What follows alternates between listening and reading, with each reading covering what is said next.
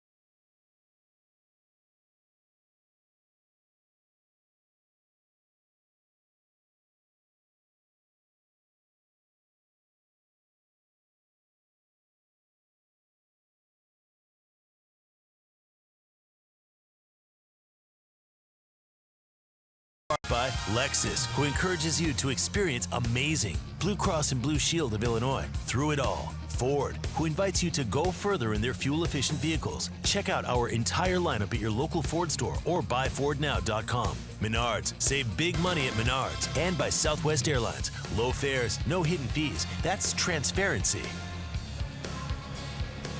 Just a gorgeous sunset here on this Wednesday night. Pirates and Cubs Game 3. And let's dive into the Pirates Southwest starting lineup written out by manager Clint Hurdle. They need one win to clinch a better than 500 season. They come in at 80-76. Frazier, Marte, Osuna at the top. No Josh Bell, no Francisco Cervelli tonight. Of Corey Dickerson in left batting fifth. Pablo Reyes has had quite a series. He's going to play third and hit sixth. Jordan Luplow in right. Kevin Newman is the shortstop. Ivan Nova the pitcher. Cubs defensively, and brought to you by BP. Kyle Schwarber left, Jason Hayward center, Ian Happ gets a start in right tonight. No Zobrist, Bodie, Baez, Murphy, Rizzo third to first. Victor Caratini is behind the plate. Lexus Experience amazing starting pitcher is the veteran left-hander Jose Quintana. Here we go. Quintana to Frazier, and ball one to get us started. Q 13-11, a 4.11 ERA. He's making his 31st start. His career has been marked by durability and consistency. He's been on a nice roll. Again, his last start against the White Sox, not so much, but prior to that, had been on a good roll. Swung on and missed. It's 1-1. It's 63 degrees. A northwest breeze at 3 miles an hour. Wind not much of a factor as we get started.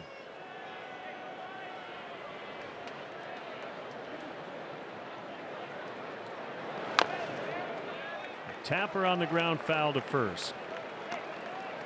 Quintana relies heavily on a fastball curveball combination, and he throws fastball almost 80% of the time in his start against the White Sox.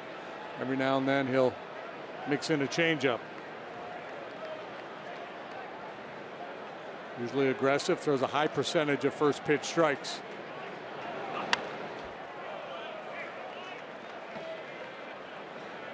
Pirates winning 5-1 Monday night. 6-0 last night. Lead the season series 9-8 with 2 games to play.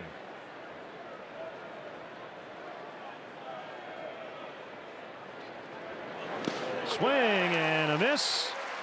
Caratini will get it to Rizzo in time to complete the out.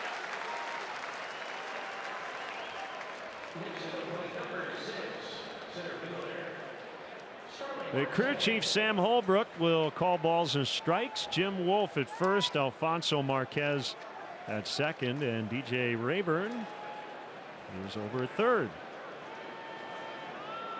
Here's Marte, the center fielder.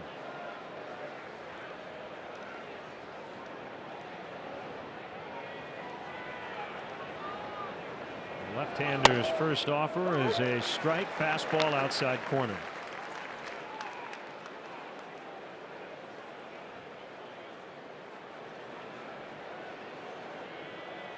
Marte did not play in game 1 due to calf tightness. 1 for 3 with a double, 2 walks and a run in game 2. You see Quintana trying to work up in the zone with a four-seam fastball. Marte, for whatever reason, has really struggled with that pitch this year. He's better down.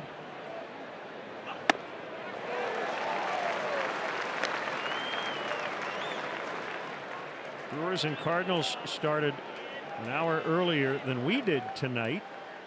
So they're in the 4th inning, and it's Milwaukee 1, St. Louis nothing. Brewers going for the series sweep. If they win that game, they clinch a playoff berth. Marte held up. The Cubs clinch a postseason spot with a win tonight or a Rockies loss.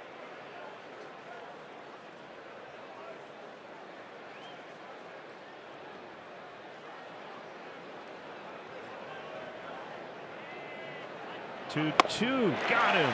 Back-to-back Ks for Quintana to start the ball game.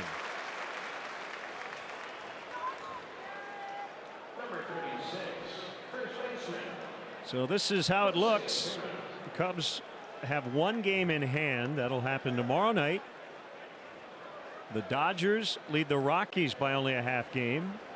They're tied in the loss column. And you see how tight it is for that second wild card spot. It's going to be a wacky weekend in the National League. Jose Osuna takes ball 1.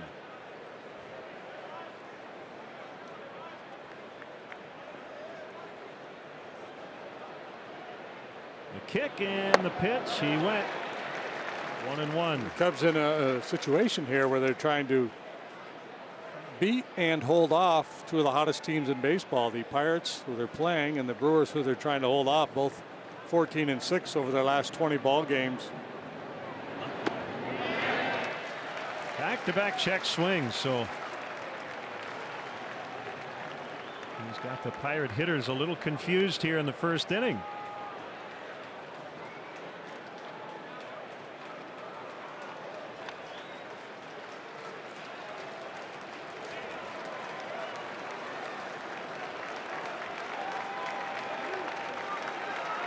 Peter in. And a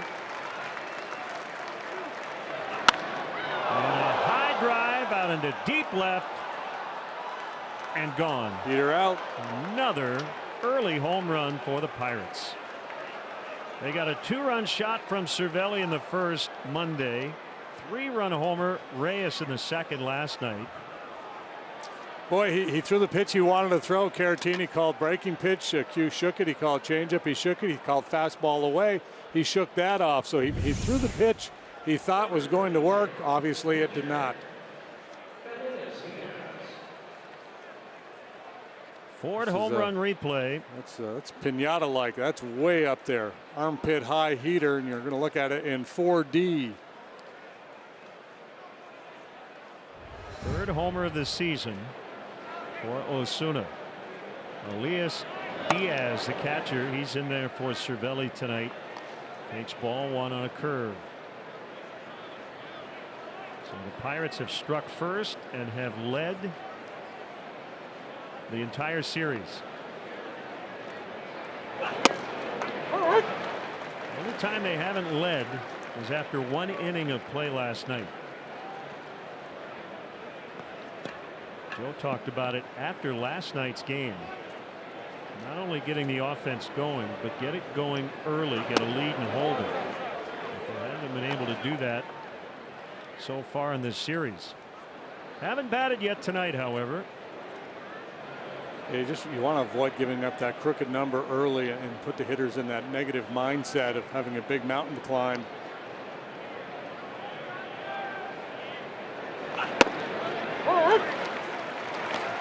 Fastball's got a little life on it tonight. That one at 93 miles per hour. Diaz is a good hitter, batting .285. He's hitting .346 against left-handed pitching. He and Cervelli combining to give the Pirates a lot of production from the catcher position.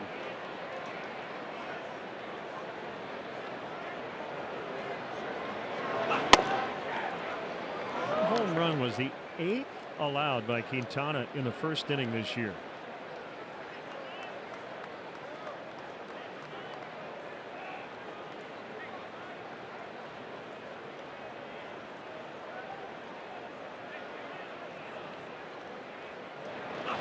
Third of the home runs he has allowed happened in the very first inning. That'll go 3-1. But the Pirates get on the board first on the Osuna shot.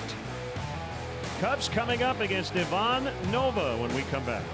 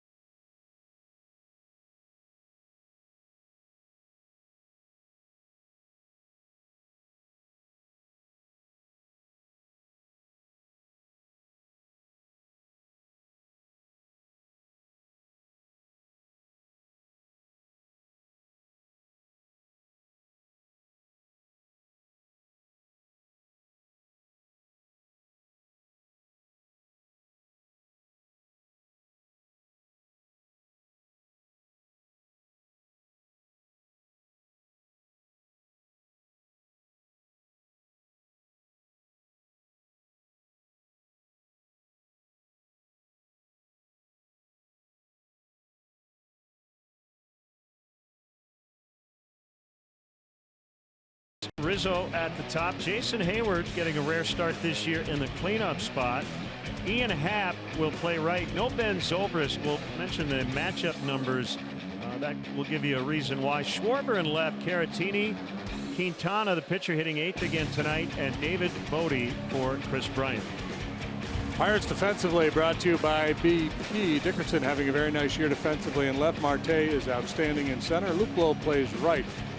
A couple of rookies on the left side of the infield. Reyes and Newman. Right side, Frazier and Osuna. Elias Diaz behind the plate. Alexis experience amazing starting pitcher is the veteran right-hander Ivan Nova, making his 29th start. He's 9-9 with a 4.01. Swinging strike on Daniel Murphy. Well, a big dude, 6'5", 250, 31 years of age. 78-64 lifetime.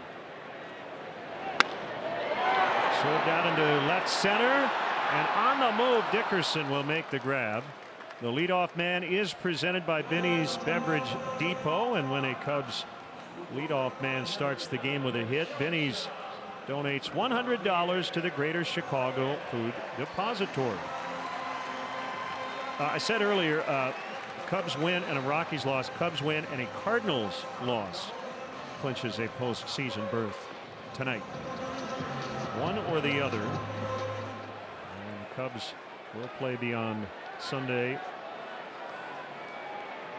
Actually, will play beyond Monday, because they would be in the wild card at the very least. There's the pitch mix for Nova. A fastball curve changeup. Fastball averages 93 miles per hour. He likes to sink it. Inside on Baez. He's a strike thrower. 1.89 walks per 9 innings. That's the third lowest ratio in the National League. Miles Michaelis, Zach Greinke, the only two better. He's just ahead of Kyle Hendricks.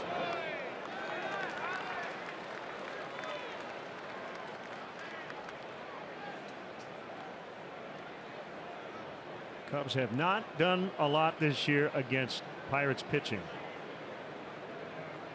Swing and a miss, 2-2. The last 6 games between these two teams, the Pirates have put up a 0.80 earned run average. Last night the Pirates notched their 16th shutout, trailing only the Cubs and the Indians in that department. And a full count on Baez, who's put up some good numbers against this staff.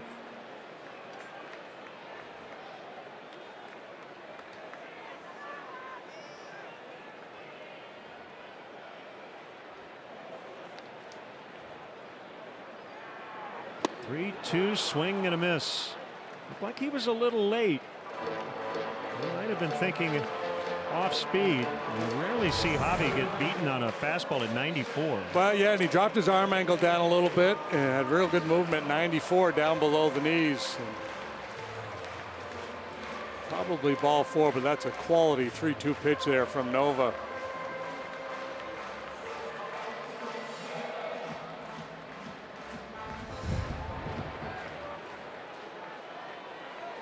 Rizzo stands in with 2 outs. 2 hits, 2 walks in the series. 5 out of 13 on a lifetime against Nova. He's been good against the Cubs. 4-2 with a 327, 7 career starts, 2-1 with a 233 this year. He's got the let's change it up look with the high socks. StatCast AI powered by AWS.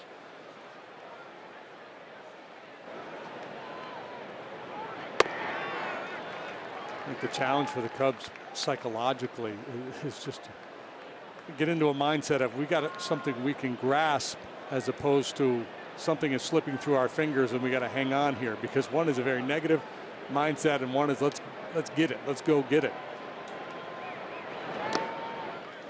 3-1. Based on the offensive numbers in the month of September, it does appear some guys are pressing. We're seeing them go out of the strike zone more than they normally do. Striking out more, walking less.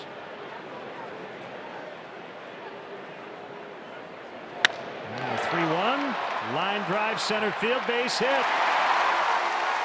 Dipped at the right time, and Marte had to pull up and play it on a bounce.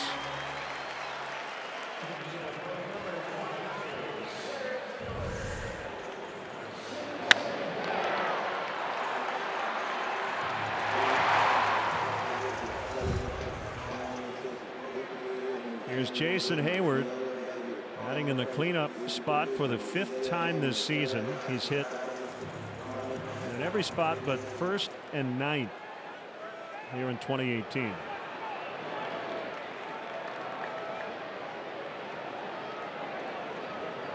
Again, the wind currently not a factor.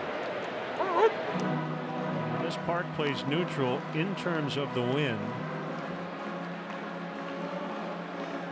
I would say it tilts a little toward the hitter if he can get something in the air. 368 to the gaps.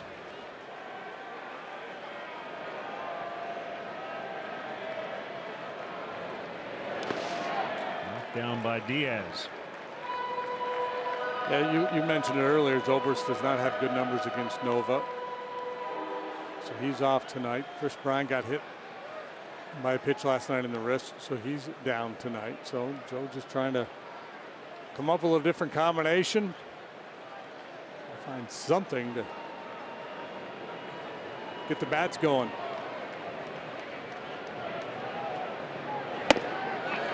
Two and one. And Zobrist 6 for 38 without an extra base hit. Ian Happ, who's on deck, 4 for 17, with 3 of the hits have been home runs.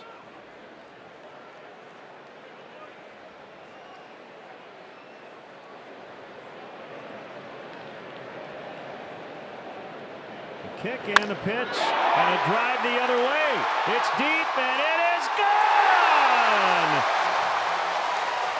Jason Hayward with a 2-run homer in the first, and the Cubs have the lead. Well, that let a little air out of the balloon. First home run for Jason in quite some time. Of course, he was on the DL for a bit. So, all right, Skip, you put me in the cleanup spot, I'll respond. That's his stroke right there. Loves to pound that ball to left center, and this time enough to reach the bleachers. Let's look in 4D. Well, over the last 6 versus the Pirates, our Ford home run replay, the Cubs had hit 5 solo homers for all their runs. They get a 2-run shot this time after being shut out last night, and they have their first lead of the series. Creating a little buzz in the ballpark. Ballpark got quiet last night after the Pirates jumped out to the early lead. And pretty subdued after the Osuna home run tonight.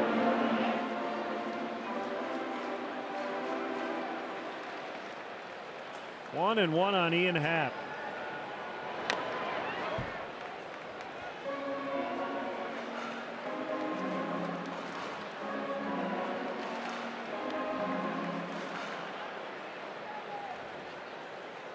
I wonder if Marte's wishing that he came in and tried to make a diving play on Rizzo's ball now.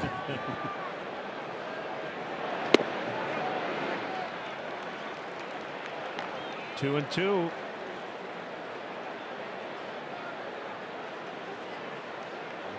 He made a smart decision, right? 2 outs, nobody on.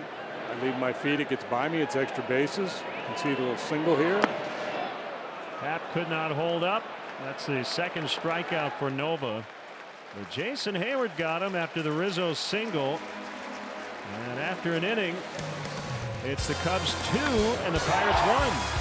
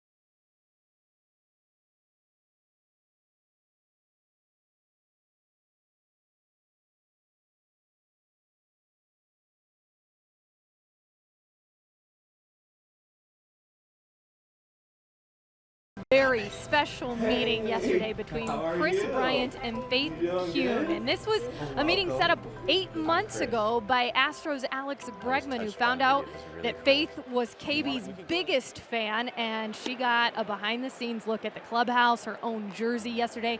She even got to hit some baseballs, as she does love watching baseball and hitting. She was born with spina bifida, and she just had the best time yesterday with her family and even got to FaceTime Bregman while watching BP. But guys, this is when you know it's bigger than baseball, and for Chris Bryant, this was an emotional visit as well. Absolutely fantastic. Thanks, Kelly. Very heartwarming story. Good going, Chris. Cubs lead 2-1. A 1-1 count on Corey Dickerson. Make it 1-2.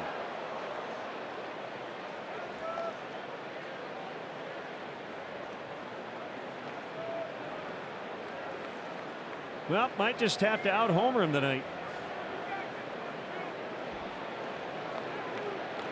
Whatever it takes. Yep.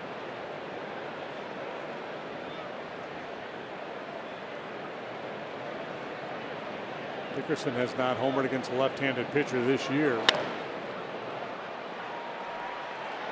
stays intact as he lines to Schwarber. Hey, Cub fans, show your team pride with Cubs checking and an official Cubs MasterCard debit card. Only available at your local Wintrust Community Bank. Go to wintrust.com/Cubs to learn more. Member FDIC.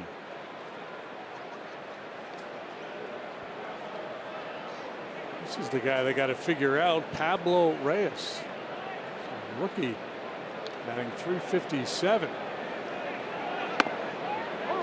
4 for 8 in this series. 2 home runs, 2 walks, 5 RBIs. Since he was promoted to the major leagues on September 1st, he's got an OPS of 1,021. Barehanded play. Good pick by Rizzo. All that work with Brian Butterfield hours before games paying off for David. Yeah, pretty play here by David Bodie. Reyes runs pretty well. He didn't have a whole lot of time. Gets it with the bare hand, slings it on over. A little pick by Riz on the other end. Good decision by Quintana to let Bodie handle that one.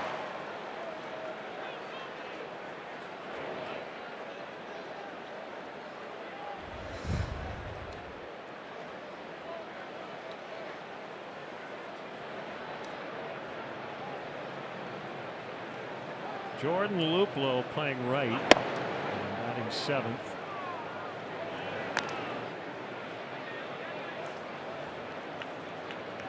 One for his last 26.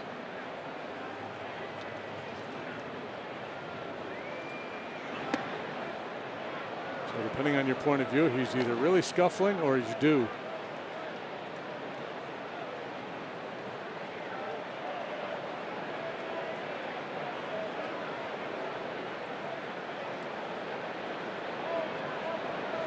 Quintana coming off a loss at the White Sox in his last start, had been throwing the ball really well prior to that.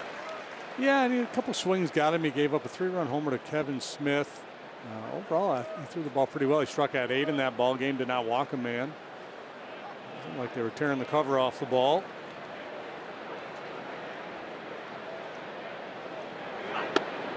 Two and two.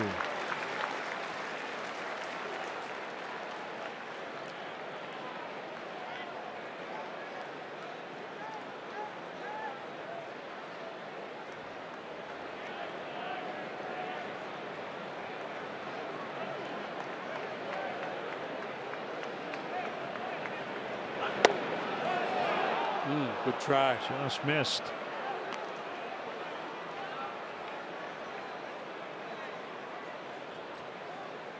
Kevin Newman, the shortstop, is on deck.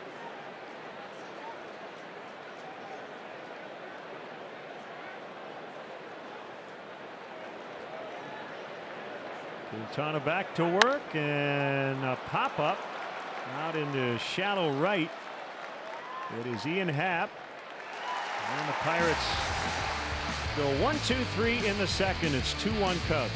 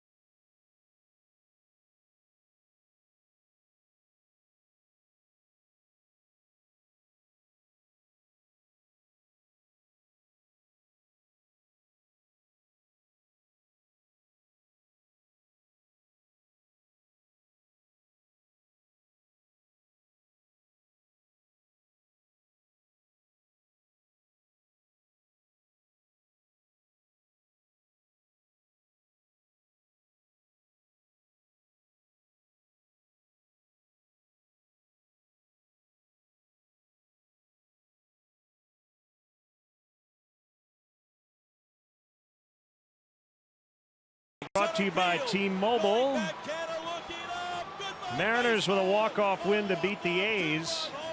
And that gave the Houston Astros the American League Western Division title.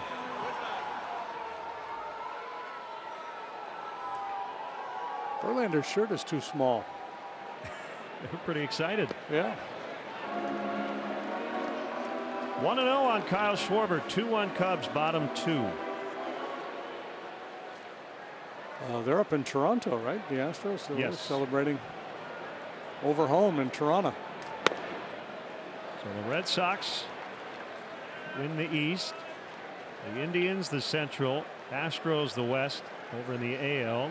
Braves have clinched the NL East with the Central, West, and wild cards still up for grabs.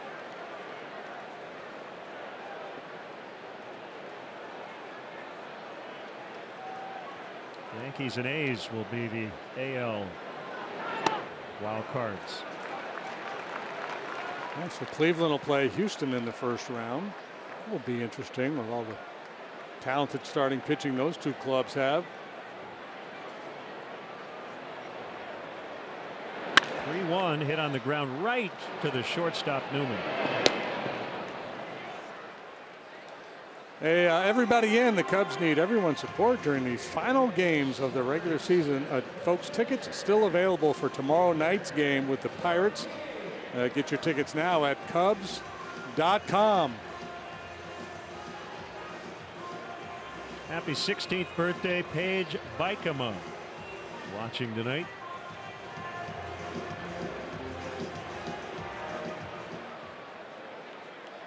There is Caratini.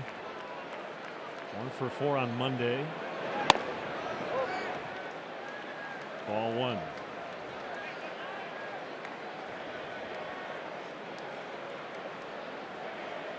Trevor Williams and John Lester tomorrow night. Wrap up the series. That liner will go right to Marte. As you enjoy Cold Miller Lite, look forward to the whole true moment later on in tonight's game. Yeah, and you know, you never know what's going to happen. But Trevor Williams has been on an unbelievable roll. Of course, John Lester's no slouch either, obviously, but Williams has like a 109 ERA in the second half of the season. Puts a little extra weight on this one.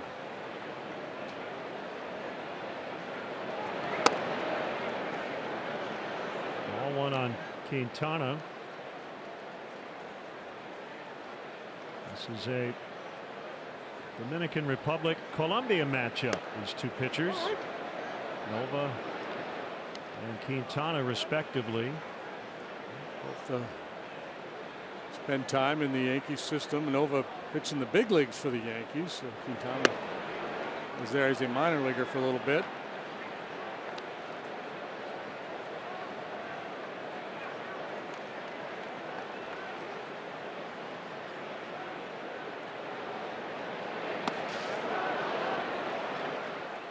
Q strikes out.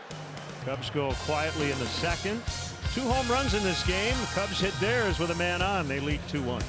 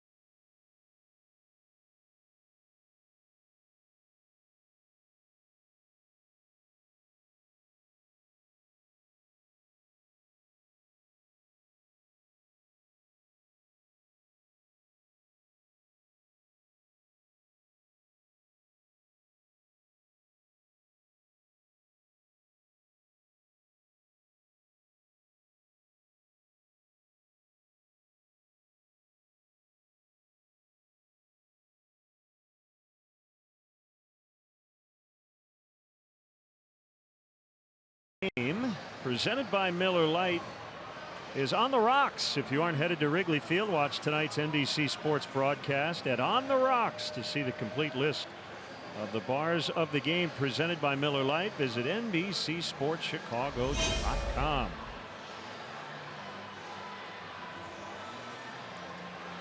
And Xfinity X1 customers say, "Show me the Chicago Cubs" into your X1 voice remote and get live team stats on your TV. Change the way you experience TV with Xfinity X1.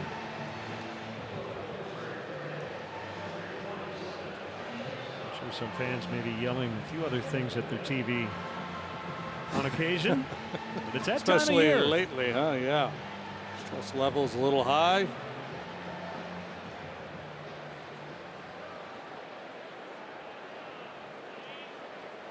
Eight, 9, and 1 for the Pirates here in the third, starting with Newman.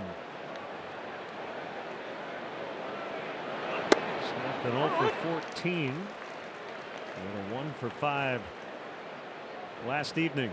High average hitter throughout his minor league career, 302 at AAA this year. Still trying to figure things out here at the big league level. The veteran middle guys we haven't seen in the series, Jordy Mercer and Josh Harrison, neither expected to return to the Pirates in 2019.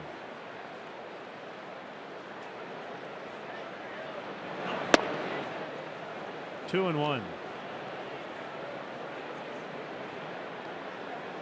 Yeah, and it may be that Clint heard a lot of conversation with both of those guys and said, look, we want to take a look at some of these young guys. You want to play, I'll try to find a spot for you. That's a fair ball, and it's going to be a single as Newman got out of the box late. I don't know if he didn't see where the ball was, but it was clearly fair. And that'll put Nova in a bunting spot. Yeah, he kind of watched it and was contemplating whether it was going to slice foul or not. I don't think he would have had 2 bases anyway, but probably a good idea to run right away. So Ivan Nova comes in 1 for 52 with 30 strikeouts, his .019 batting average, and the 1 hit, the lowest in baseball with a minimum of 50 at bats. So that's why he's going to bunt. The throw's going to go to second. They got him. What a play by Rizzo and Baez. Well, they're absolutely fearless when they defend the bunt. They almost always take that shot at second base if they have any chance whatsoever. And you see Bodie in hot pursuit. The ball is bunted hard towards Rizzo. He loves to make plays when defending the bunt. And being a left-handed thrower, he was well positioned to start that 3-6-4 double play. And the lumbering Nova out at first. That is our Liberty Mutual Insurance field coverage. I'm curious to know how many bunts the Cubs have turned into double plays this year and where that ranks in Major League Baseball. I'm assuming it would be at or near the top.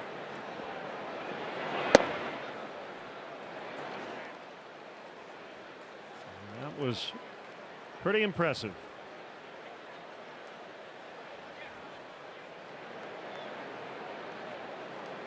Well, the thing about that play is, especially with Baez with his arm strength out there, even if you don't get the lead man with Nova going down the line, you're probably still going to get him at first.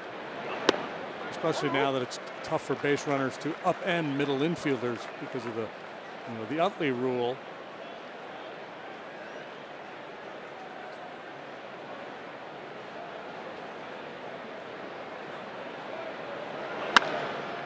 On the ground, a backhanded play by Murphy. Middle of the third, Cubs 2, Pirates 1.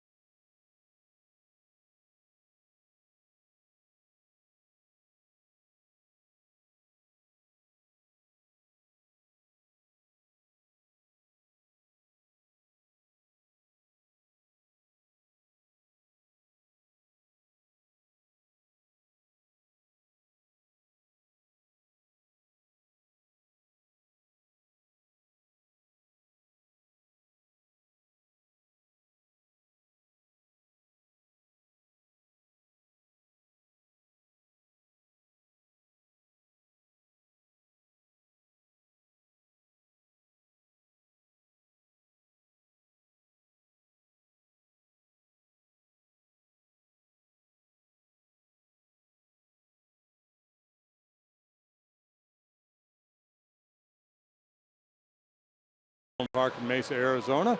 Reserve your place in line by joining the spring training season ticket holder waiting list. It's easy and free to register. For details, visit sloanpark.com. Put it on the bucket list. Trip to spring training. You won't regret it.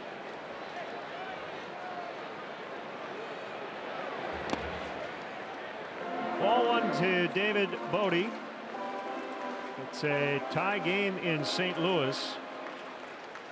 1-1 Brewers and Cardinals. Jed Jerko with a sac fly in the bottom of the fourth.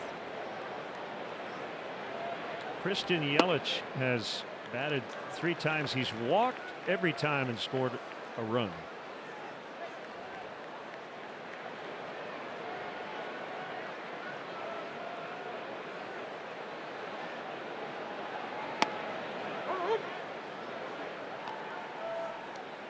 Frustrated he didn't get the call on the one just below the knees prior, so has to elevate to find the zone. He throws his fastball a high percentage of the time, he and Quintana both.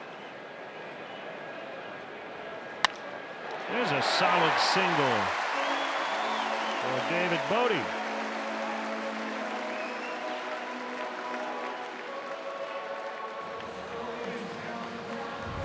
Just a nice example of taking what the pitcher gives you. Elevated fastball away, you try to pull it, you might pop it up. Stay on it, shoot it hard the other way, you get rewarded.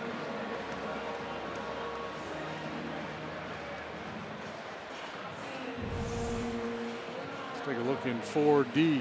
4D Bodie.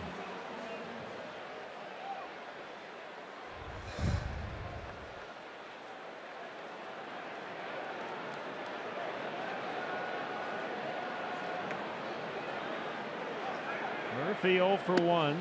The pitch is low and in.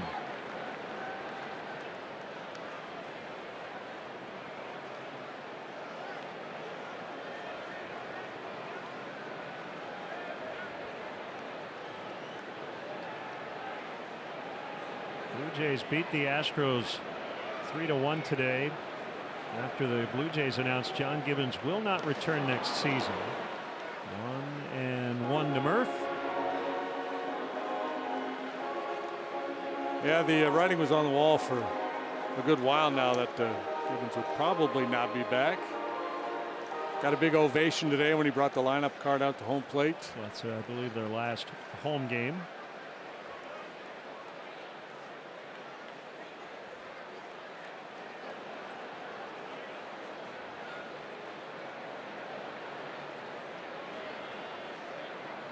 Nova's 1-1.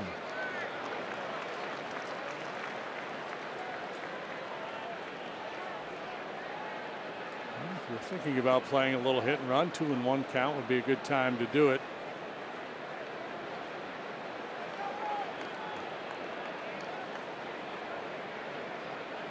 This has got a strong arm. Tough to run on him.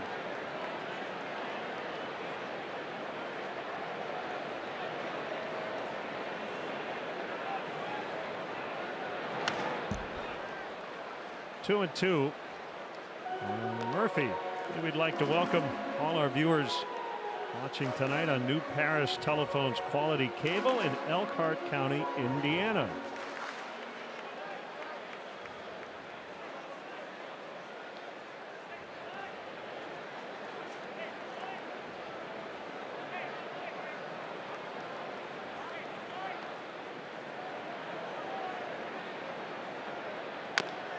Two bounced foul to first.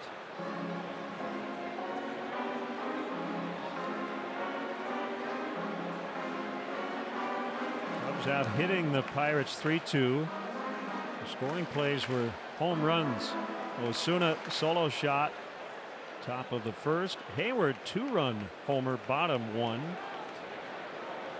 The Cubs could use a nice breakout game. Score 6-7 runs. Comfortable W. Scored 12 runs total in their last 8 home games.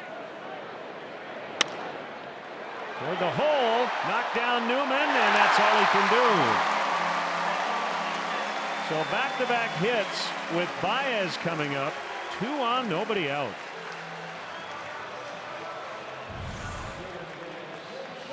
Newman had designs on trying to make a hero play here, and it would not have ended well for him, I don't believe. A little jump throw.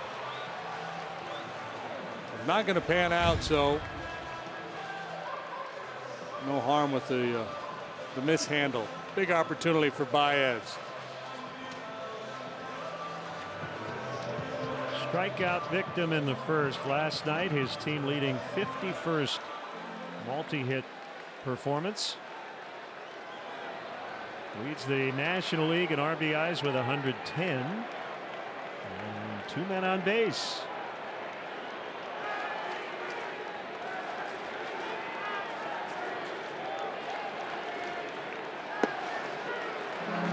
So Ben Lean for the Cubs here.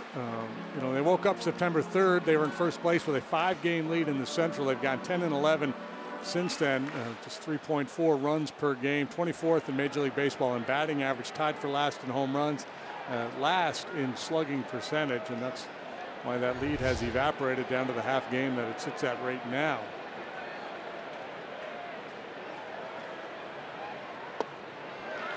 Two and 0.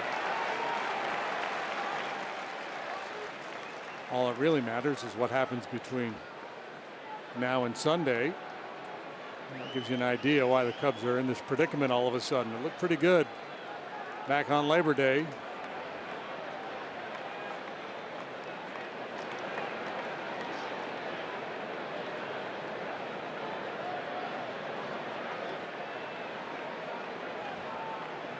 So Milwaukee back in the lead on a Travis Shaw single, scoring Yelich.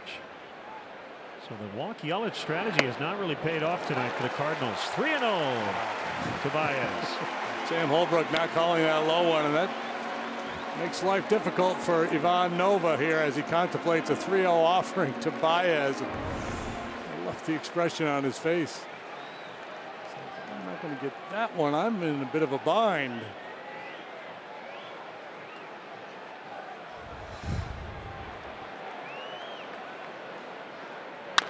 3-0 swing. Little bobble. Everybody safe. Back-to-back infield hits to load the bases. They're going to call an error. That's a tough one. It was a short hop. I thought Frazier did about all he could to get it, but he will be charged with an error. Yeah, I think it was an error. I think Frazier was thinking that he was going to try to get 2 outs on this ball. So he really comes after it aggressively, ends up playing himself into a tough hop. If he lays back, he's going to get the man at second base, but he was hoping for more, but he gets nothing. So what a chance. Already leading by a run, and Anthony Rizzo will bat with the bases full and 0 outs. And single error. Yeah, and when you're scuffling, sometimes this is exactly what you need. Somebody makes an error, just, you know, infield hit, just catch a break here and there, and then get a big opportunity and take advantage.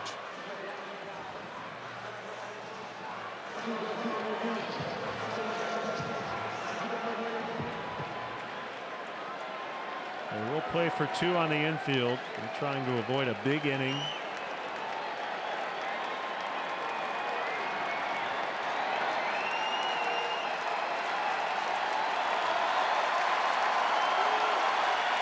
Here we go. Rizzo, fly ball out in the center. Bodie ready to tag. Murphy as well. Marte makes the catch. The throw goes toward third, cut off. Throw to second. Baez in 2. Excellent base running all around.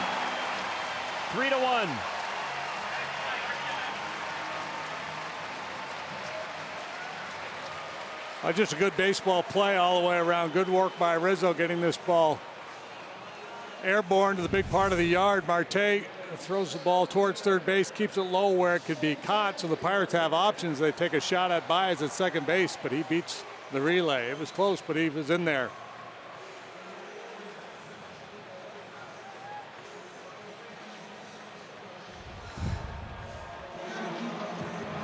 Holbrook checking with Clint Hurdle to see if he wants to challenge.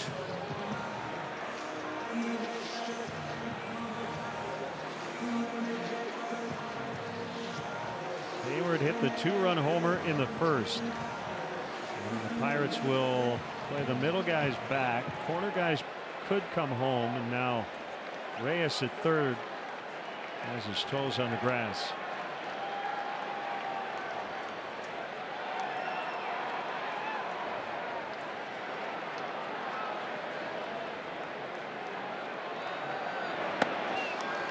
Way outside on a curve.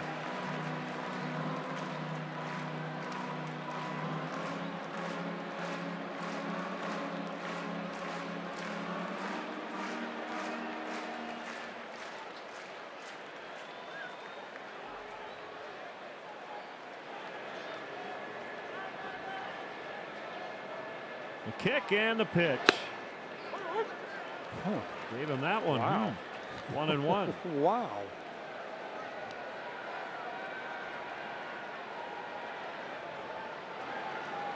tight down and maybe generous wide. Maybe.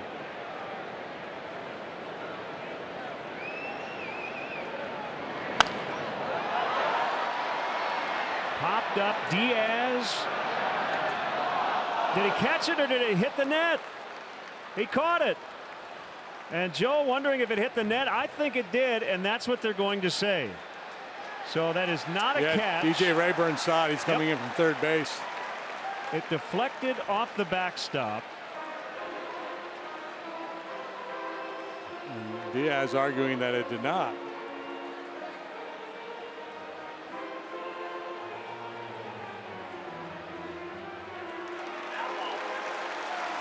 Well, it's a foul ball. And I don't know if they're going to, I don't know how they would find any sort of replay that would show the ball hit the net.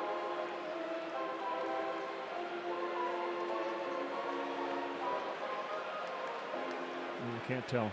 Because the fans are leaning on the net, so it's hard to tell whether the ball impacted it. But Rayburn had a good look at it from third base. They are going to take a look.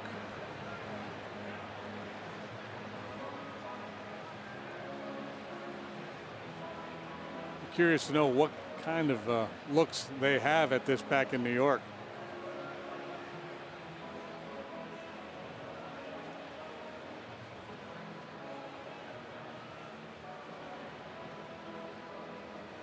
See, it's interesting because review, you know, the original call by Holbrook was out, and then Rayburn said foul ball. Right. So are they trying to overturn Rayburn, or I think they're trying to confirm Holbrook? I think the Pirates. If the Pirates are challenging, it's got to be Rayburn's the Rayburn foul ball call. Yeah.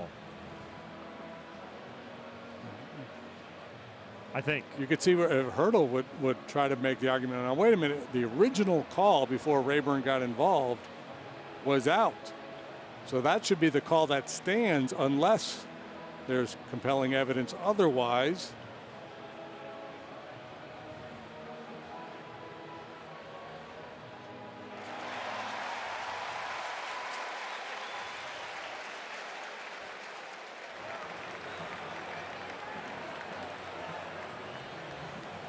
Yeah, I don't know how they were going to find any sort of evidence to show if it hit or not. Well, that's a new one.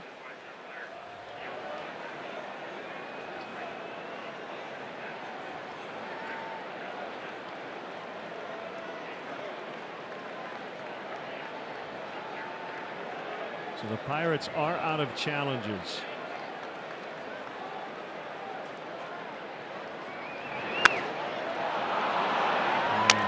Just smashed his bat down into the dirt as he pops out for the shortstop Newman.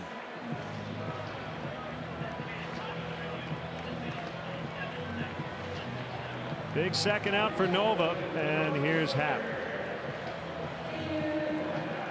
Big second out for Nova. Big opportunity for Ian Happ to pick up Jason Hayward.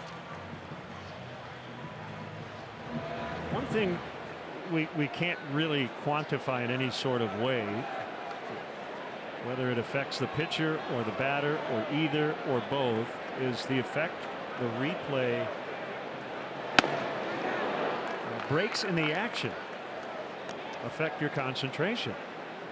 I mean, there are some where we stand around for 2 or 3 minutes right in the middle of a tense at bat.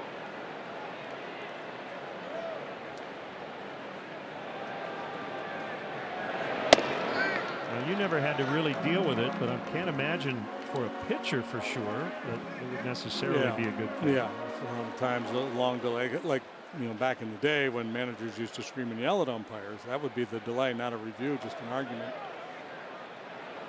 It was more entertaining. Yeah, and sometimes that was part of the strategy of the manager too. Right. Diaz trying to stay in front of everything with that runner at third. 2-1 to Happ.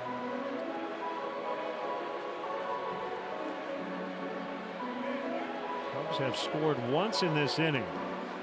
But remember, they had the bases loaded with nobody out. So for Nova, he's looking for a bit of a moral victory here, if he can limit the damage. Happ's got 2 in scoring position here on his bat with 2 outs.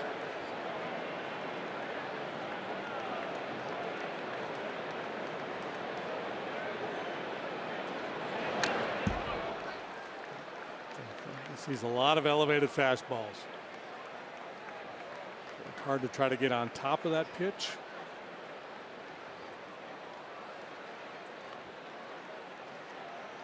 The alternative would be find a way to lay off of that pitch. That's easier said than done.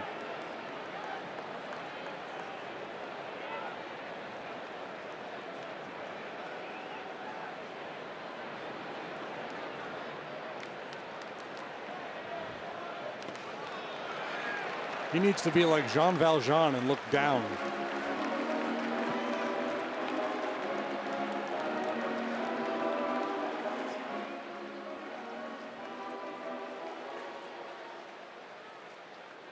Three and 2 on Happ.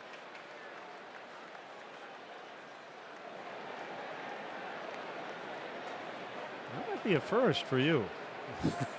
Jean Valjean? Jean Valjean. Look down.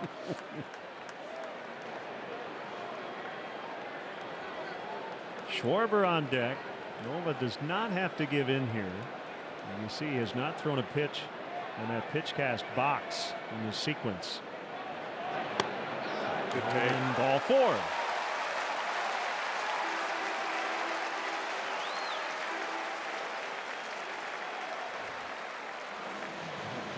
This is a pitcher sometimes makes a mistake of aggression. Been out there for a long time. You're battling. Guys are working deep counts. That's precisely why the acting pitching coach is striding to the mound.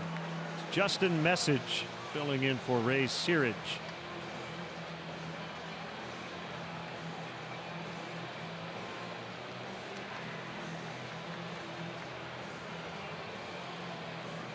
The Cubs are introducing game-changing new premier experiences at Wrigley Field with seats featuring prime views and access to an exclusive club and first-class amenities. These new premier experiences will allow fans to enjoy Cubs baseball and America's most majestic ballpark in a whole new way. Visit CubsPremier.com to join the Premier Client Priority List.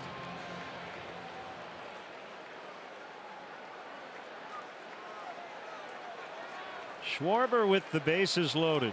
Second time the Cubs have filled him up in this inning.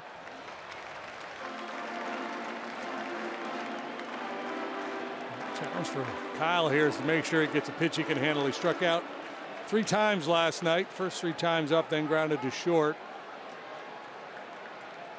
Grounded to short here tonight, so you can understand that he would be anxious, trying to do something big here with the bases loaded.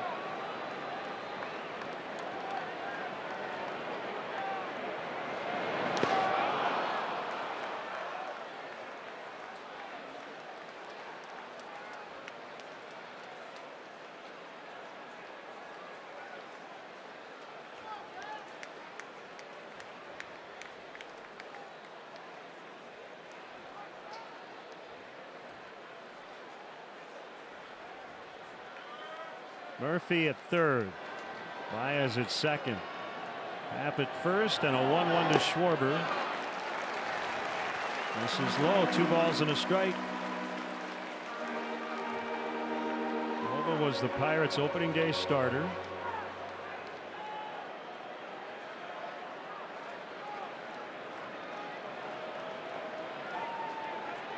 Traded here from the Yankees in 2016. And after that season, he signed to a 3-year deal.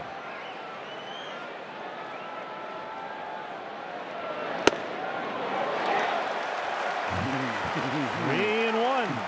He does not want to throw it in the grid.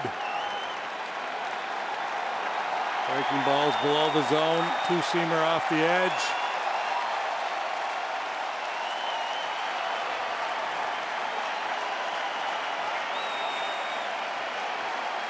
Everybody's on their feet. Well, just about.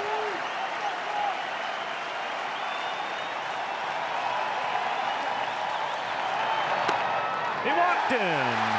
It's 4-1. Real nice work by Happ and now Schwarber. Certainly an opportunity to be anxious, to go out of the zone, to try to do damage.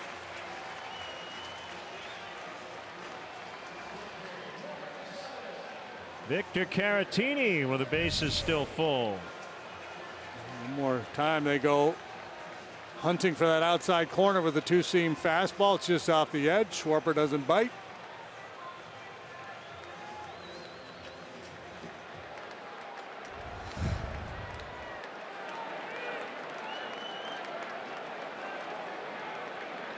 Two-run homer in the first, a two-run third so far. And that should do it. As Osuna takes it unassisted. But the Cubs extend their lead. It's now 4-1 after 3.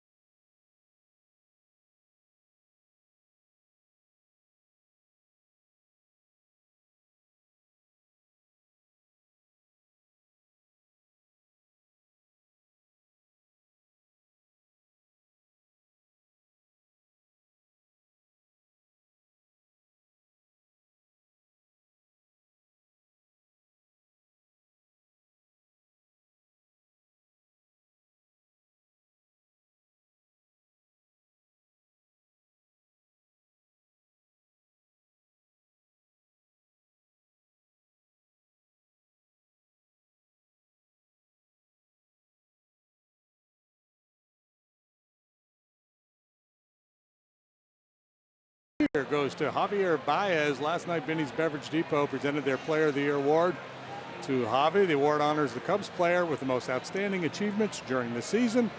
Presenting the award are two officials from Binny's Beverage Depot, one really little official. Congratulations to Javier Baez. He's the Binny's Player of the Year. He's going to get a lot of votes for the National League Most Valuable Player.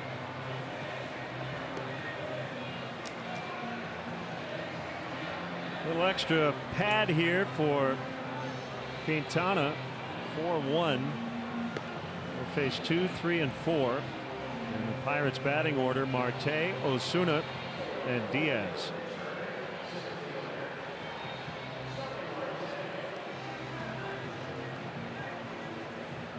We reached out to Elias and checked on the bunt double plays. The Cubs have now turned 5, and that's tied for the most in Major League Baseball.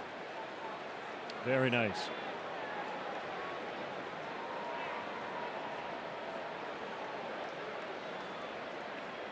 Marte struck out in the first inning. Worked him over with high fastballs. Taken for a strike. Marte will turn 30 in October.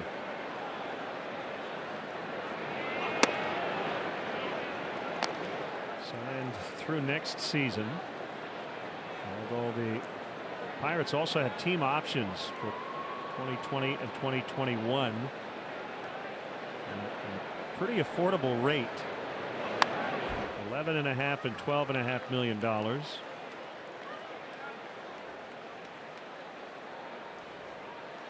He's had a nice major league career. The one pretty big knock on that resume was a PED suspension last year. It cost him half the season.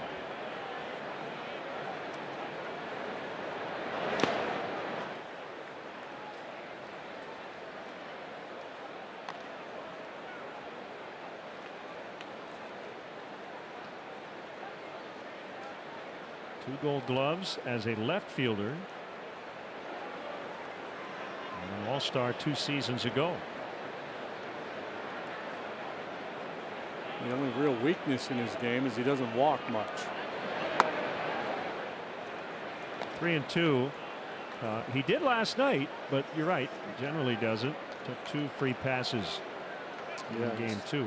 31 walks all this year. Lifetime .275 batting average with a .322 on base. Good slugging numbers. Strike 3 called. Thought he had walked, but he's out, and he's upset.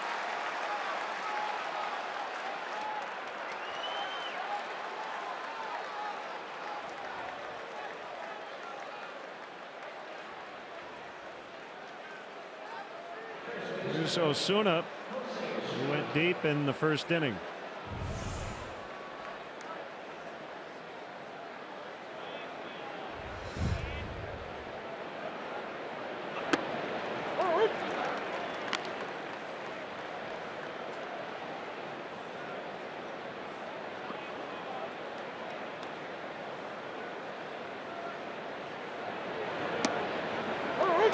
Curve on the outside corner.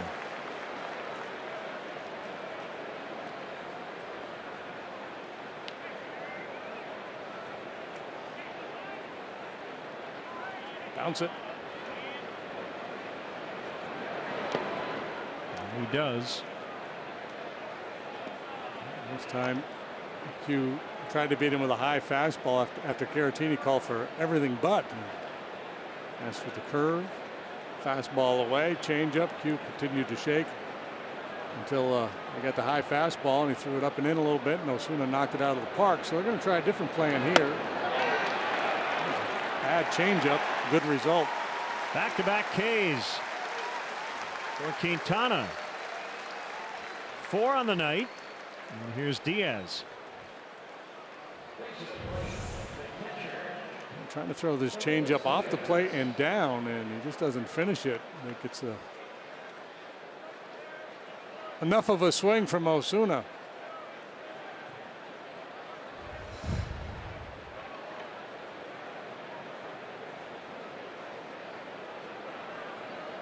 Diaz with 2 outs. Takes ball 1. Cubs have 91 wins. It's really difficult to pinpoint 1 or 2 and say this one was bigger than that one. But the 2 wins this month in 6 games against the Milwaukee Brewers both belong to Quintana. And those are big because those are 2-for-1 type games in the standings. So you could argue those are the 2 biggest wins, at least this month. And this could be right behind it if they can get it. Absolutely.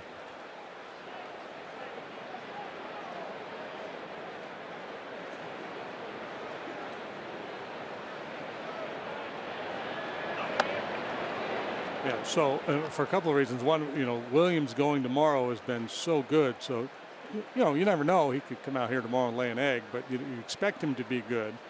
And then if you don't win this one, you just have the whole weight of losing 3 in a row and heading into the final weekend of the season, going into that game tomorrow night. So this obviously is a huge game and a big opportunity for Q to really be a hero. And so far, so good. They might have to win it tonight to stay in first place. That's deep but playable, and it's played by Happ. And the Pirates haven't done much against Quintana after that first inning home run. 4-1 Cubs.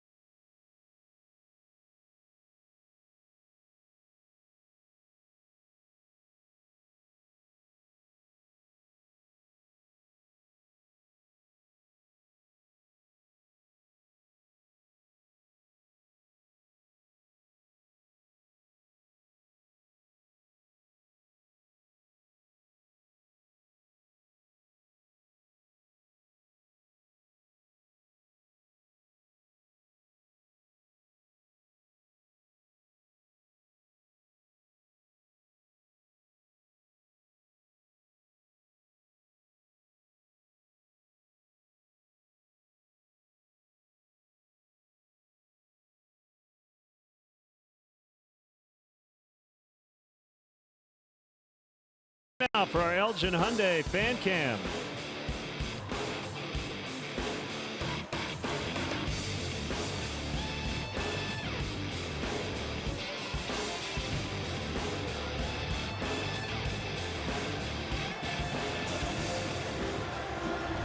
JD, we have breaking news. Are you sitting down? I think I know where you're going. I think I saw something on Twitter. You have a Marquez. new member of the fraternity. Pitch to Quintana. Swing and a miss.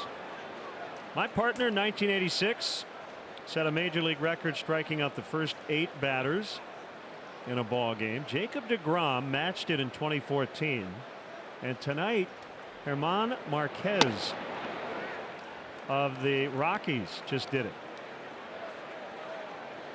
And has he gotten to He faced number 9 the yet? pitcher, and a check swing E1. Nick Pivetta. Oh, way to go, Nick. Put a ball in play. Send So him a he gift saved basket. you. You'll Yeah. have to, when you see Nick Pivetta, thank him. I will send him a gift basket.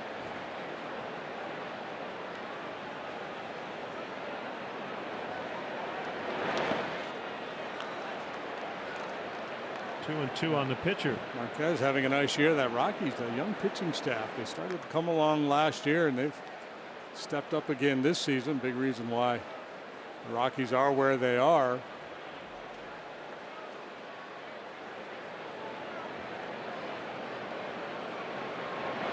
Marquez 13 and 10 with a 391. And he'll end the year probably over 190 innings of work.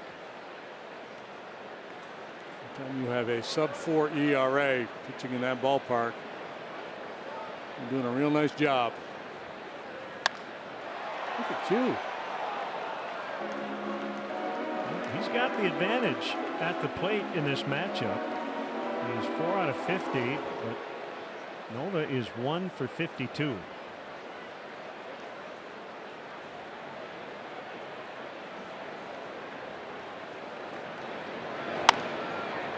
On the hands, and Reyes will throw him out. Folks, check out the variety of luxury premier options that Wrigley Field has to offer, like an all-inclusive suite experience. There are still suites available for this weekend series with the Cardinals. To reserve a suite, visit Cubs.com/premier. And for the record, the 3 8 strikeouts to begin a game performances. 2 had the pitcher not striking out to end that streak, but in your case it was not. It was a pinch hitter. So So you're saying I win by tiebreaker? yes. Okay.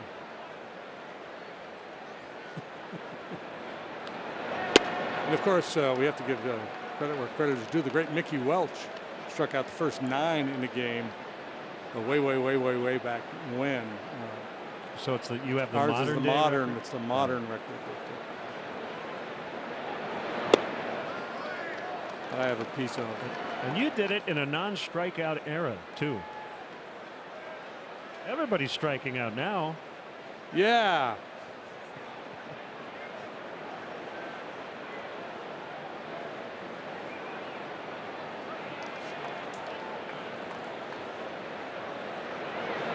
Bodie bounces toward the middle, and Frazier, a low throw, but he got him. Old Dominion bringing their best. Speaking of strikeouts, let's talk 300K seasons. Since 1990, Randy Johnson with 6 of them. His former Arizona teammate Curt Schilling 3 times, Pedro twice, Kershaw, Sale, and Scherzer. Scherzer will lead the National League in strikeouts for the 4th consecutive year.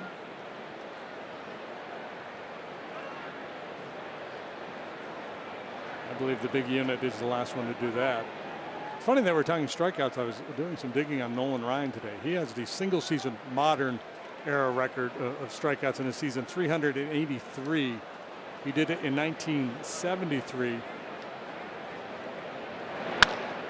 Base hit to left. 2 for Murphy tonight. See, Murph gets a knock there so I can finish the Nolan story. How good a hitter he is. Nolan beat Sandy Koufax's record by 1 strikeout. His final start of the year, he struck out 16 in 11 innings. Wow.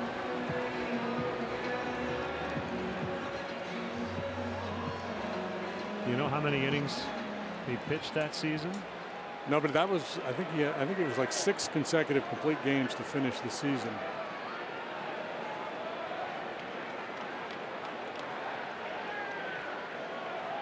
Murphy runs, swing and a miss by Baez. Safe. Murphy got in head first with his 3rd steal.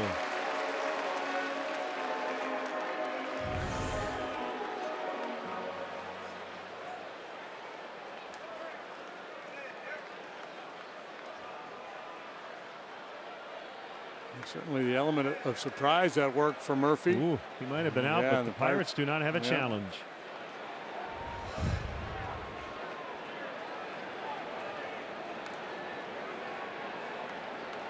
One strike to Baez.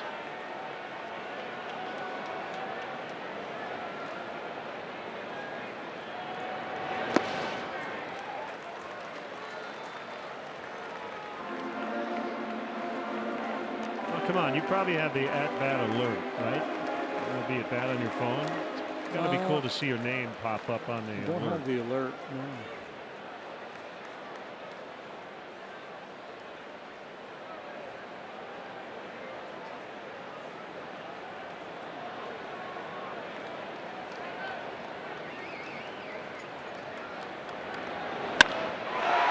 Base hit left field. Here comes Murphy.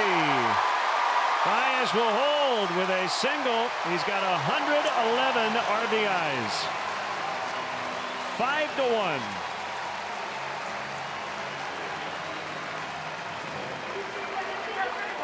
It's a little 2-out rally here. Murphy single swipe second. Baez drives him in. This was the story for the Pirates last night.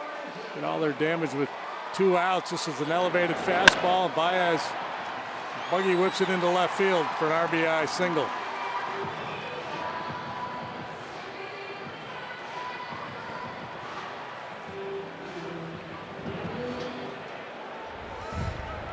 So they've scored runs in 3 innings tonight. They scored 1 time in the first 2 games combined.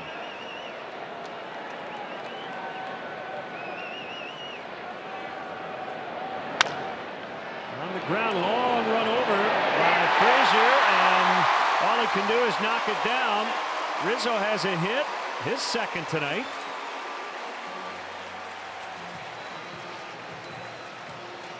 These are turned a pretty slick, unassisted double play in game 1 of this series. The reputation, though, is bat much better than glove. I don't think he would have had to play on Anthony anyway, but the inability to pick that one up cost him any chance. The 7th hit for the Cubs. Nolan Ryan in 1973, 326 innings pitched, 238 hits. 383 strikeouts. Tanner Anderson up.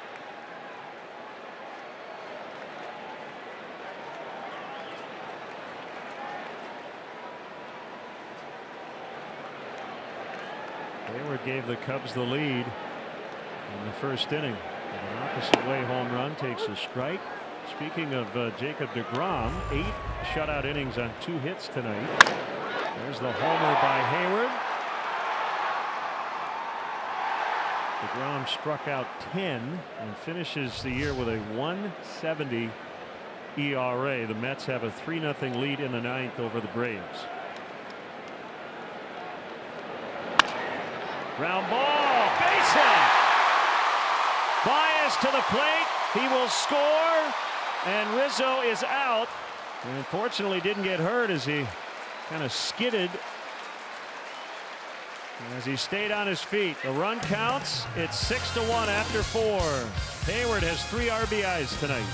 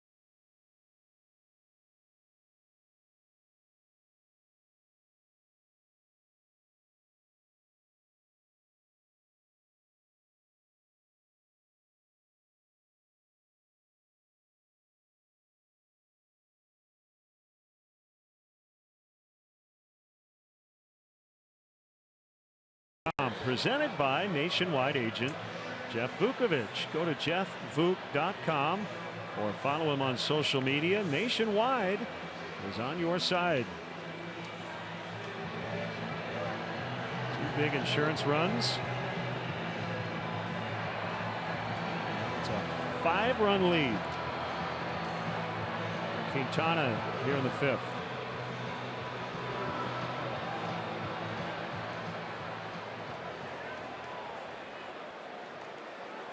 And the key lineup maneuver by Joe Madden is putting Jason Hayward in the cleanup spot. He has homered and knocked in half the Cubs runs. Corey Dickerson with a high fly to center. Hayward is back on it, and he'll watch it go into the juniper bushes. Well, the Pirates' second homer tonight, his 13th on the year, and it's 6-2. Dickerson hits for good average against left-handed pitching. This is the first home run he's hit against the southpaw this year. You could tell by Hayward's reaction that it was likely going to end up in the bushes out there in center field. Here's your Ford home run replay. Dickerson really lays into this one. Second solo home run for the Pirates tonight. A couple of solos, no big deal, and he put up 6 runs.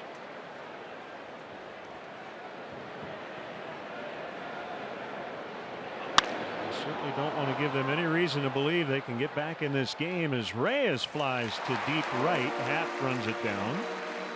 He's carrying well here tonight. This kid's got some pop, though. There's Dickerson in 4D.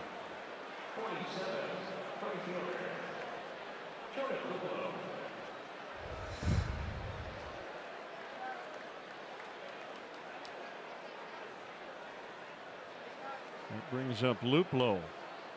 Luplow, I believe, is celebrating a birthday today.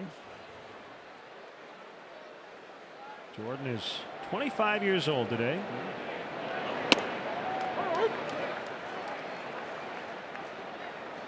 Chris Archer is 30. He got the win last night.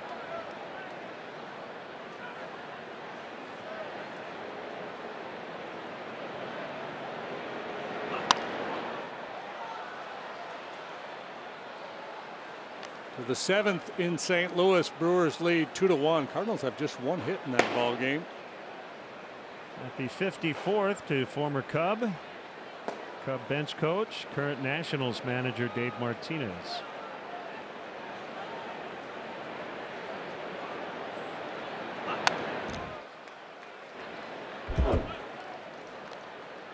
The OPS not updated, but it would be higher because he's walked 4 times tonight. He's getting the Bonds Harper treatment.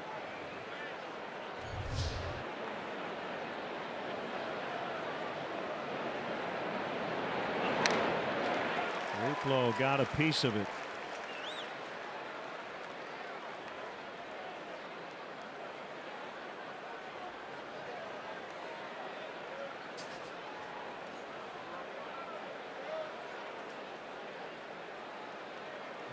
With a big finishing kick. 346 batting average this month. A league best 1182 OPS. Outside for a ball on a changeup. And the count is 1-2. Luplow went to Fresno State. 64th major league game. Side out swing to hang in there.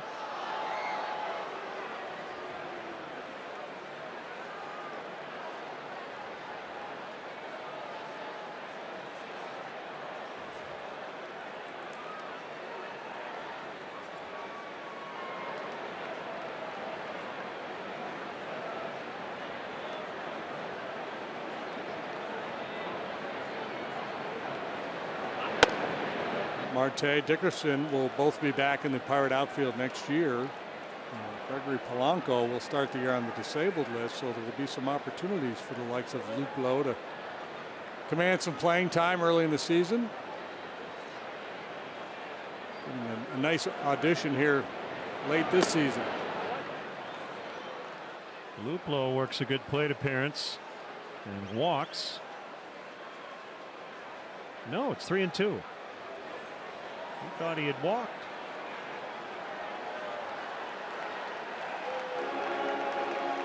That'll get you dinged in kangaroo court. Well, he fouled off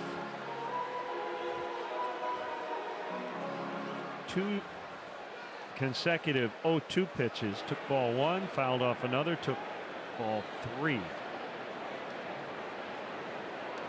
Bet you he swings. He does. And he might end up with more than 1 here.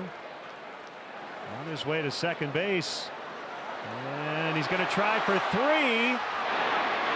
And he's going to make it. Yeah, Kyle had some difficulty digging that ball out of the corner, and an extra 90 feet for Luplow, and that's big because there's only 1 out.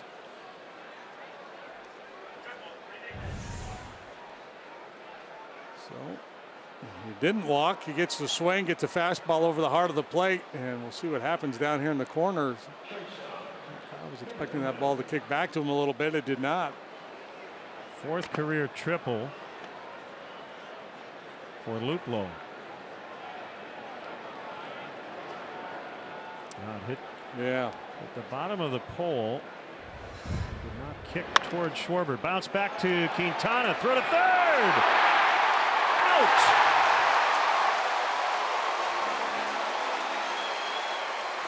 That'll work. Boy, you talk about ruining a guy's birthday party. Gets the 3-base hit and then gets a little overly anxious on the comebacker. Nice play by Quintana. There's all kinds of opportunities to make a bad throw there. Your heart starts racing. You see that guy off the bag. You see a lot of pitchers would airmail that throw, but he threw it right on the spot to Bodie. Nice play.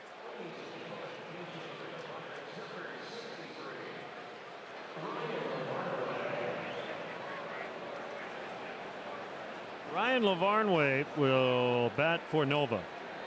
Again, the Pirates cannot challenge.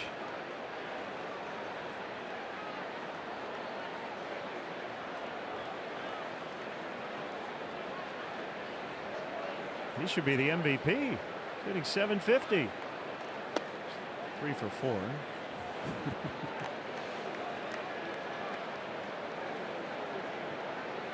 Former Red Sox, Oriole, Brave, and Athletic. He's a catcher by trade.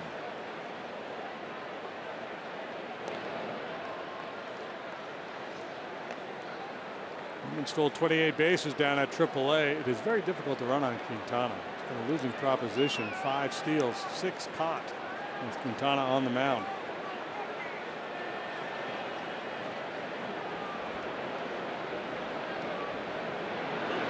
Jacob deGrom got the win tonight, so he will finish the year 10-9. Jesse Chavez is up.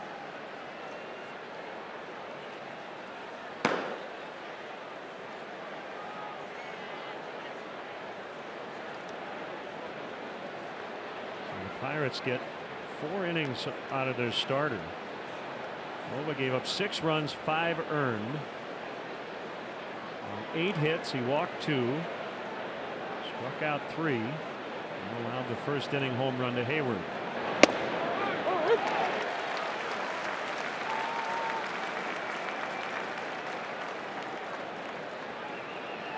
Three for 4 for Lavarnway, all coming as a pinch hitter so far.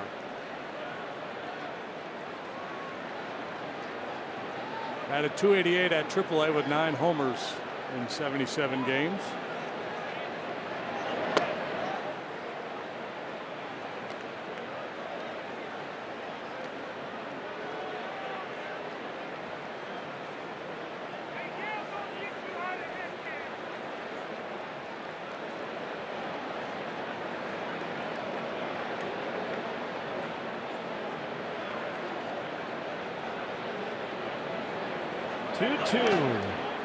Down by Victor.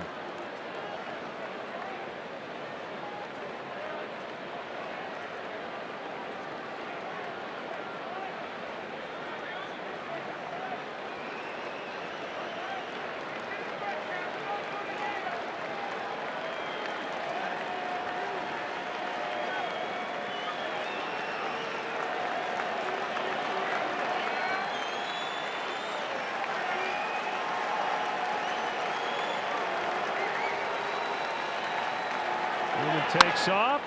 Line drive to right. Hap's got it. Pirates get a leadoff homer from Dickerson. They threatened but could not get any more. 6-2 Cubs in the fifth.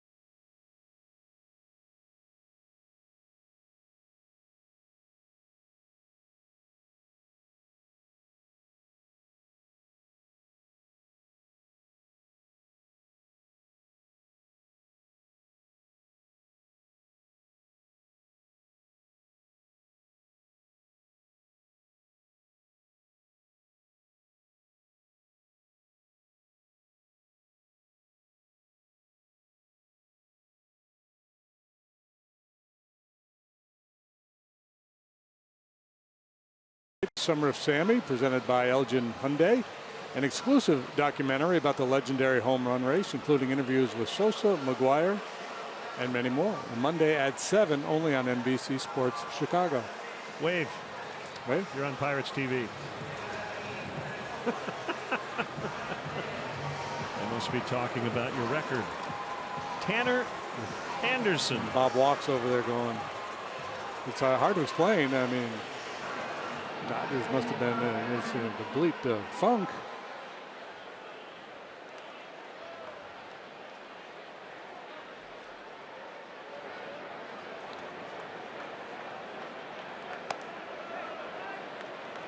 Ball one on Ian Happ.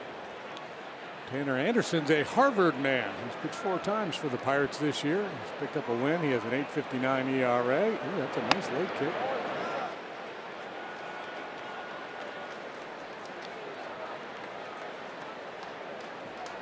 Three and 2 of the 264, 39 relief appearances at Indianapolis. Will be a hit. Yes, Newman could just go get it, but no need to make a throw. Cubs have an infield hit in each of the last 3 innings. Yeah, they were due for a little good fortune. Put it in play, find some holes, some infield hits. I think Nova, the starter for the Pirates, is not a strikeout pitcher. He has good stuff, but he doesn't generate a lot of swings and misses. We're able to put him in play, find some holes.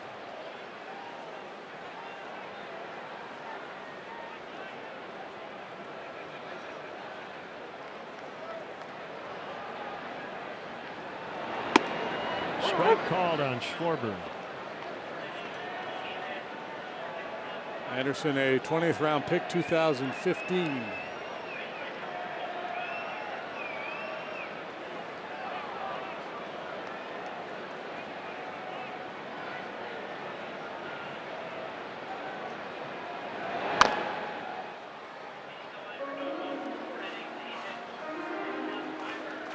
Kyle took a bases loaded walk his last time up.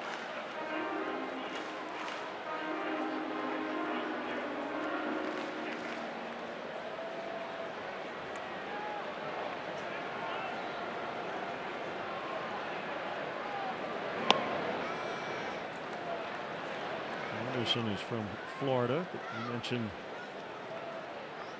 went to Harvard.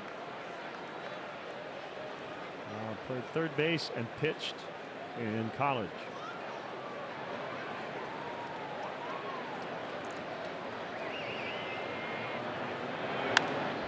Fouled off.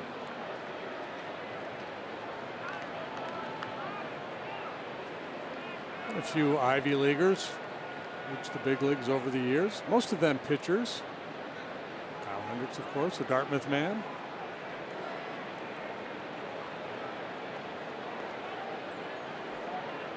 Cubs first base coach. Yeah, Will Venable played for Scott Bradley at Princeton. Chris Young, the big right-hander, also a Princeton man. Base hit to center. Consecutive no-out singles, and it'll bring up Caratini.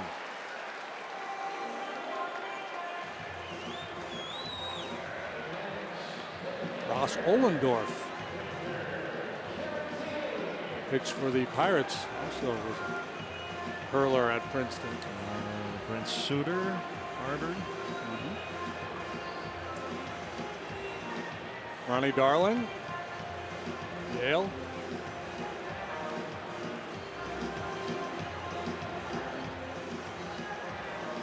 Doug Glanville, Penn.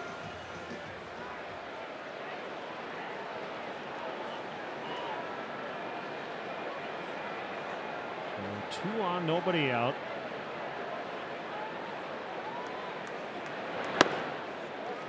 Caratini takes ball one. Tommy LaStella on deck for Quintana.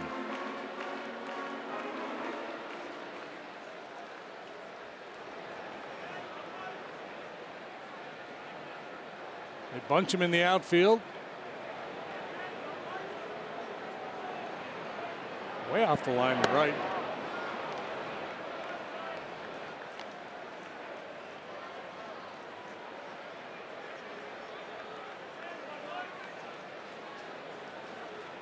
Cubs have a rested bullpen in terms of their top guys, so Joe will go into that relief corps in the sixth. After Quintana went 5. Bunted toward third.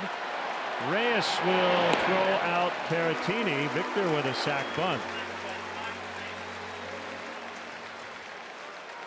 Hey, Cub fans, you know what tickets you want for next season? Here's your first chance to secure those seats to your must-have games for the 2019 season. Visit Cubs.com/deposits for all the details. Second and third for LaStella against a drawn-in Pirates infield. I like the bunt there. I'm not a big fan of the sacrifice bunt, but I like it in that situation. Obviously, it takes the double play out of play. Two guys in scoring position now for LaStella. Pirates have to pull the infield in. They're down 4. LaStella, you count on him making contact. He does. It's foul.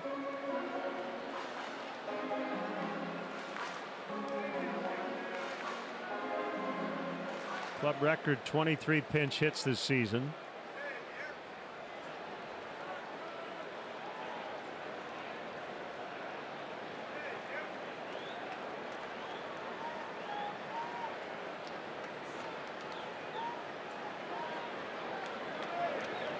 Cubs looking for their 92nd win.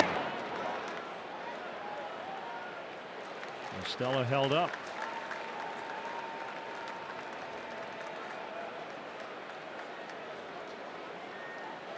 We're in the 8th inning in St. Louis.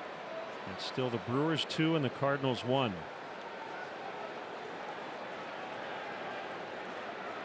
If that score holds up, the Cubs need to win this game to stay ahead of the Brewers in the division. The Cubs will also clinch a postseason berth via the Cardinals' loss.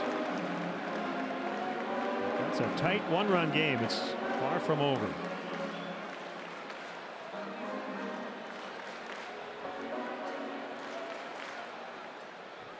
LaStella now will be intentionally walked And David Bodie will bat with the bases loaded.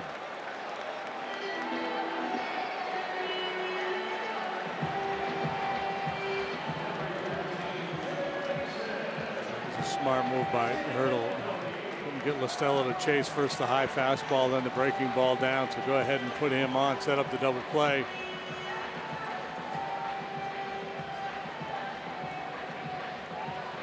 A young pitcher in a bit of a tough situation, loading the bases. But strategically, it was a prudent decision. We'll see how it works out. Sometimes the best decisions don't get the best results.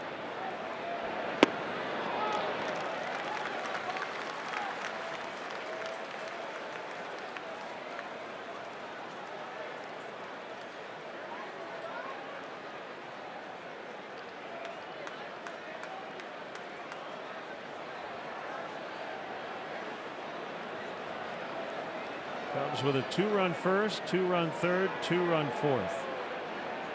Throughout his minor league career, Anderson has been a ground ball machine.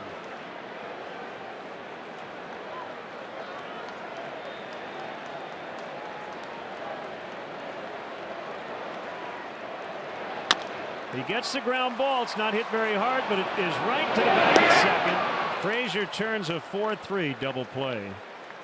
And the Cubs cannot add on. Still 6-2 as we go to the sixth.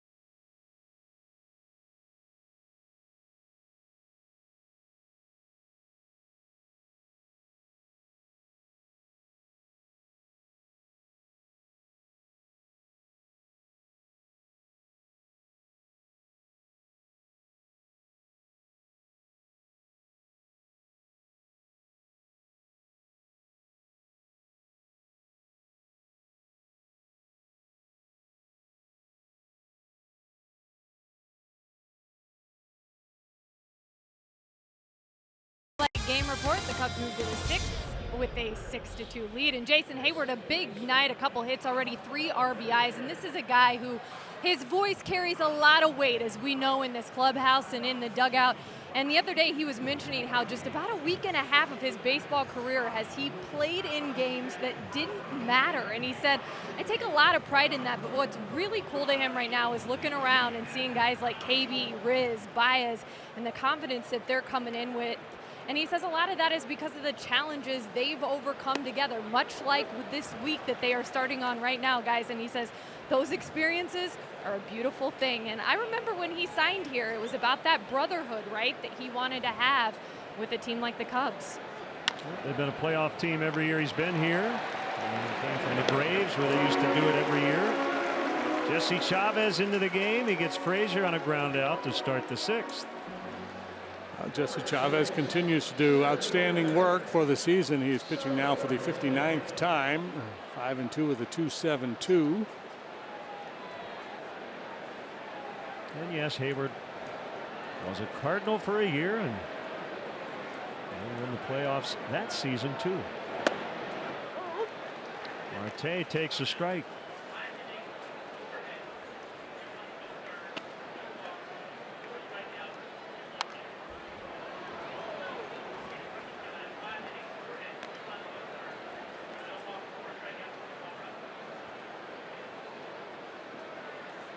Jesse has a 136 earned run average as a Cub in 28 appearances.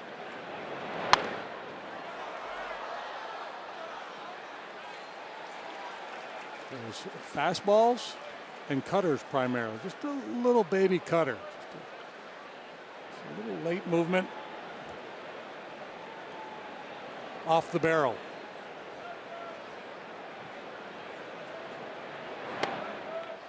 Almost hit him.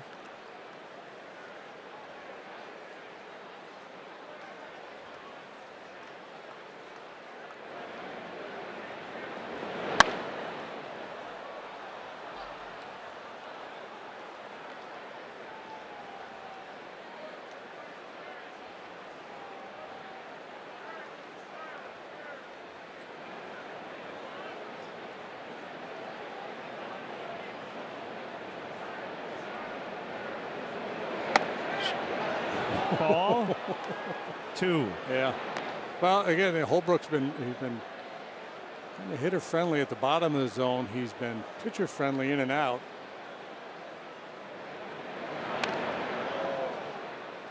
Hit the bat, not Marte.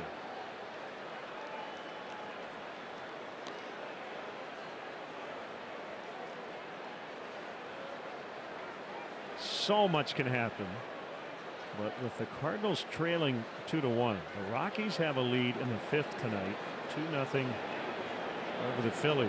All of a sudden, the Cardinals look to be in pretty good shape, on the outside looking in, and could be a game and a half out of a playoff spot. They're off tomorrow. The Rockies do play. It's possible the Cardinals could come to Chicago on Friday. 2 games out with 3 to play. And again, a lot of things can happen, but the Cubs could possibly clinch a division title this weekend and knock the Cardinals out of postseason contention. 2 outs for the Pirates here in the 6th.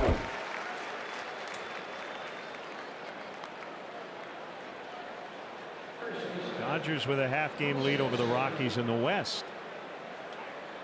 The Rockies have won 5 in a row. The Phillies have lost their last 6.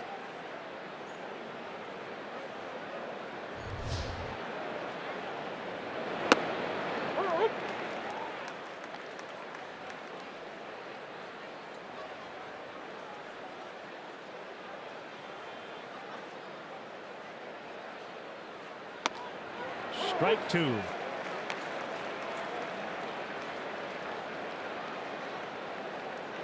If Chavez was still starting, and he's done a decent amount of starting over the years, he'd be the guy you'd want out there on getaway day. He does not waste any time.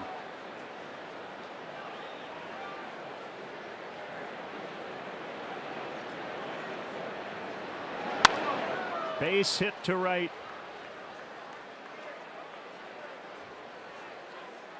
Osuna has his 4th hit of the series.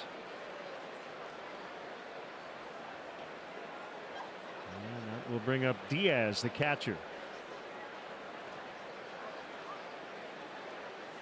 Yeah, so 4 of those 5 teams are going to get in. And we don't know yet who the 2 division winners will be and the 2 wild cards. So much to still be sorted out. Just a few days left. Swinging strike on Diaz.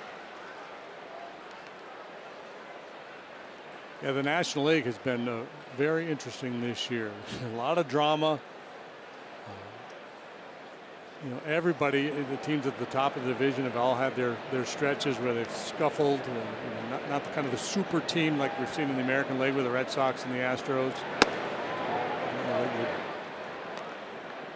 Qualify the Indians as a super team, but because of that division, you pretty much knew all along that they were going to end up winning it. Much more drama over here in the senior circuit this year. 1-1 to Diaz. Probably more than most fans would want to deal with. Josh Hader now working for Milwaukee with a 2-1 lead. Cardinals got to him the other day.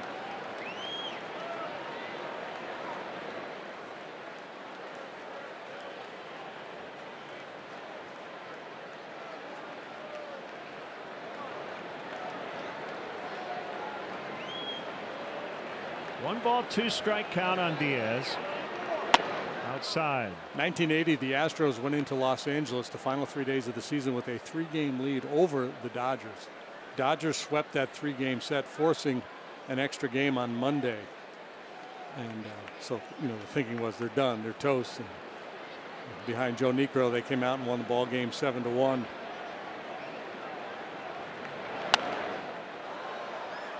Yeah, it's an impossible sport day to day to predict.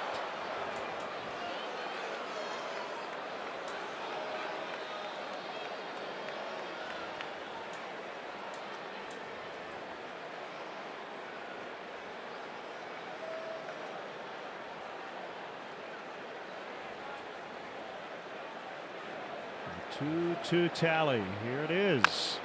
Bounce toward third. It is foul.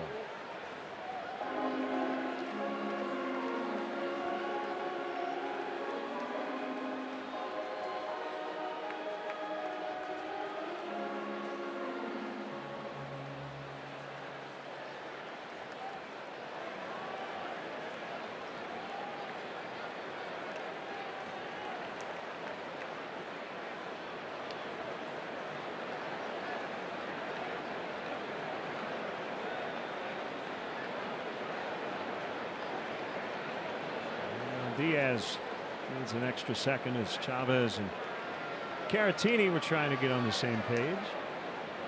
They are now. Foul back on a cutter. Yeah, trying to go in on him. He left it out over the plate, and he had a real good pass at it. That got Caratini's attention. He immediately sprinted out there.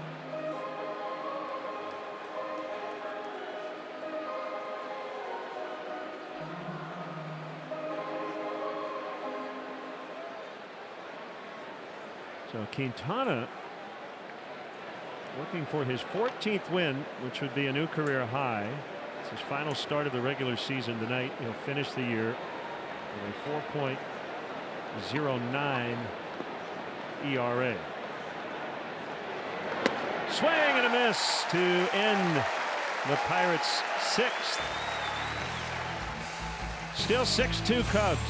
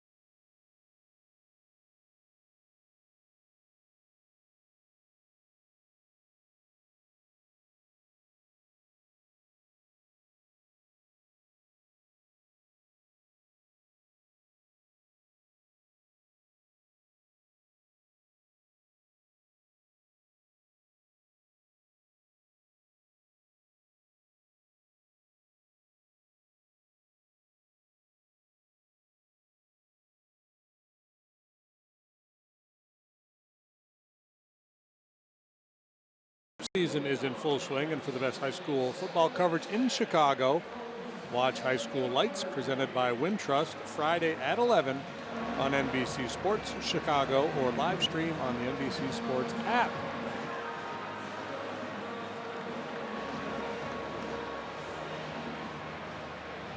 Cubs lead 6-2. Pirates won the first 2 games of the series.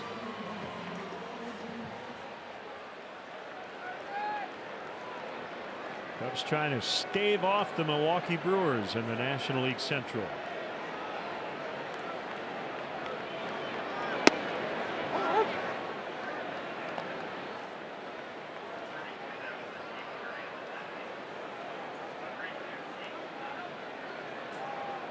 Strike on Daniel Murphy. There's the pitch. Bouncer. Osuna. That'll go 3-1.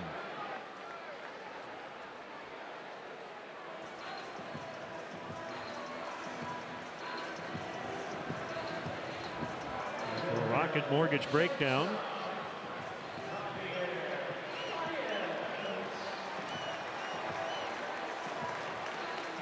Has knocked in his 111th run with a single in the 4th.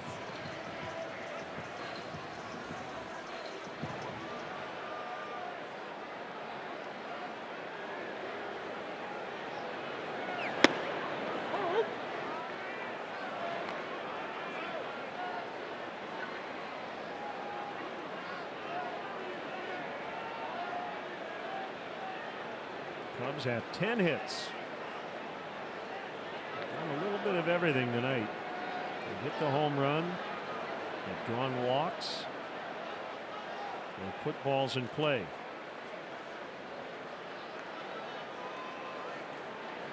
Yeah, just 3 strikeouts tonight. It's kind of fun, that leg kick that Anderson has. Yeah, he's got a little Bronson Arroyo flair. Without the hair. Yeah, he's trying to distract the hitter. Look over here. Check out my foot. You know it's well thought out.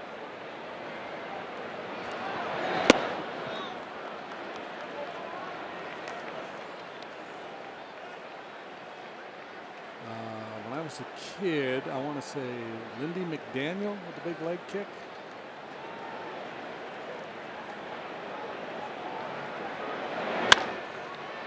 A roller to Newman.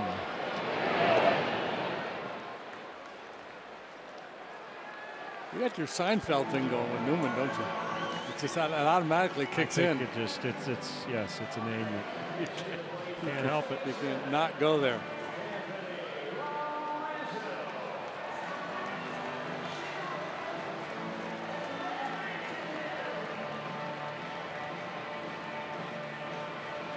Productive night for Anthony. A single and a run, a sac fly, and an infield hit.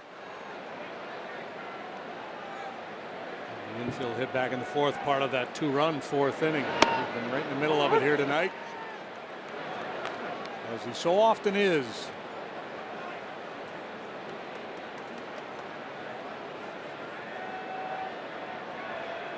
He's got 97 RBIs. I know he'd love to get to 100. A magic number for a middle of the order hitter. And, year in and year out, he's been able to achieve that.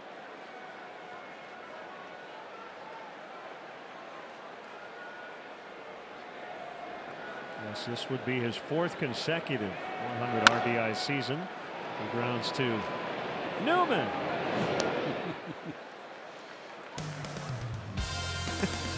I was going to do it too, but I can't. Now I'm self-conscious about it. 6-2 Cubs from beautiful Wrigley Field. Hello, Newman.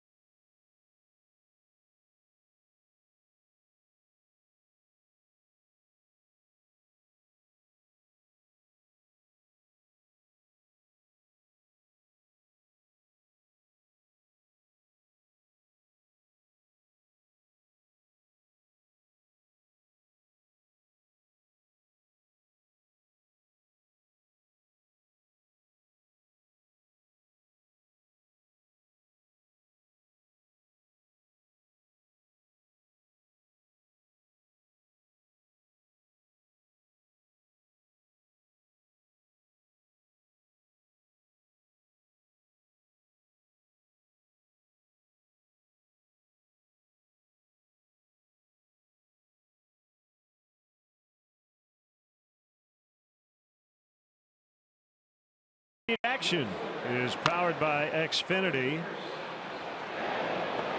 Cubs are thinking 2, not just 1. A 3-6-4 double play on a bunt. And then Quintana with a nice pick. And he gets Jordan Luplow off the bag at third.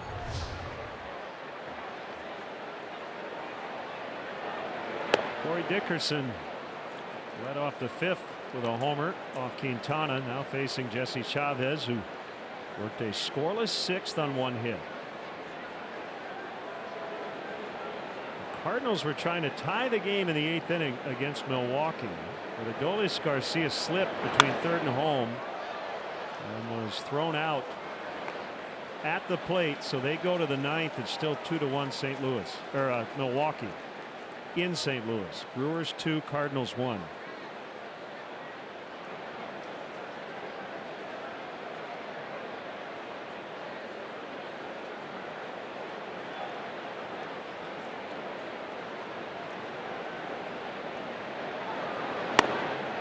Upward cut. 1-2.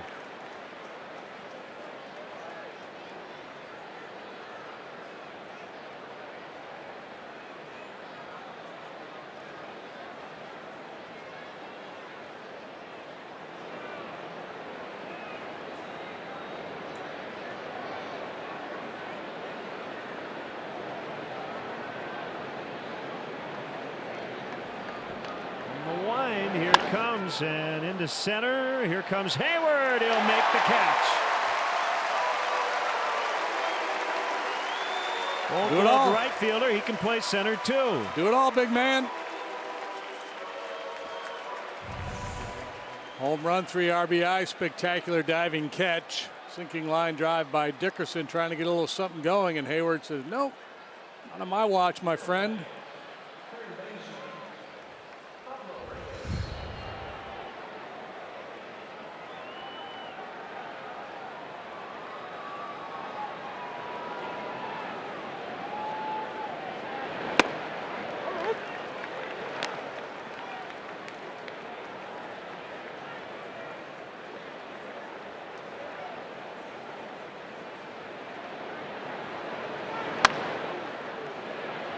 Picked by Murphy. Rizzo to the bag, and they get him.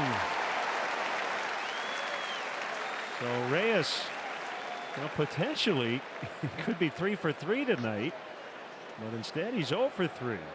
Bodie got him in the first on a the second on a nice barehanded play. He drove one to the warning track and right, and then Murphy here gets him in the 7th.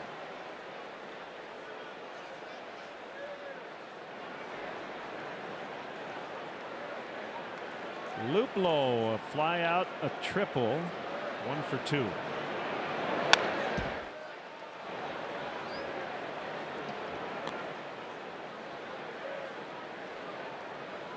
Yankees have extended their lead.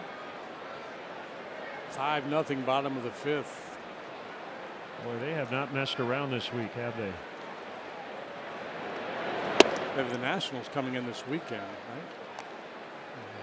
Bryce Harper perhaps playing his last home game for the Nationals. He'll be a free agent, as most folks know.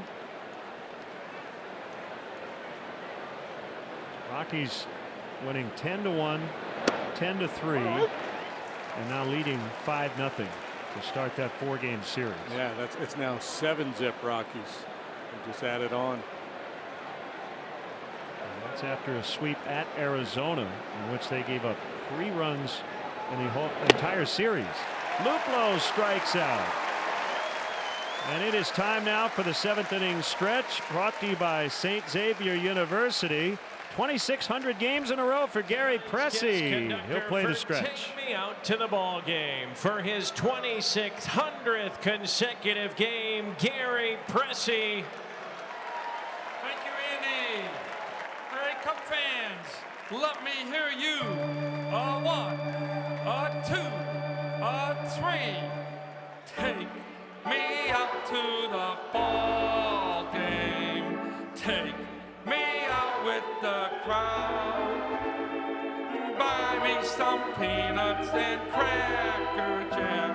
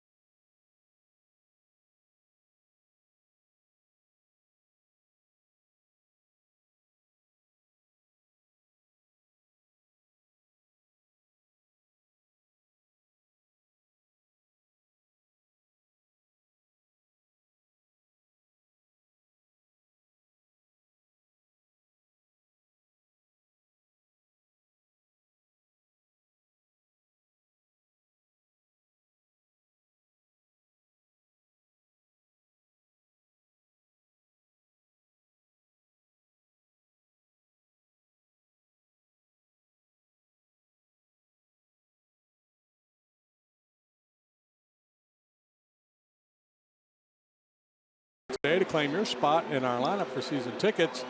It's easy and free to register. For details, visit Cubs.com/waiting list.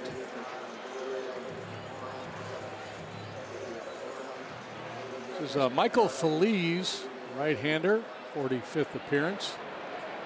IERA 6.04. A lot of walks. Good arm. So results have not been what he's been hoping for.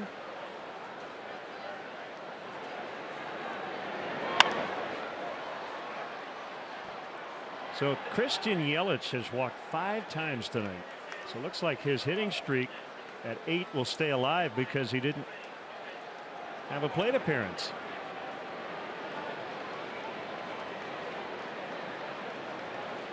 They still lead 2-1 in the top of the 9th in St. Louis. What a night for Jason Hayward.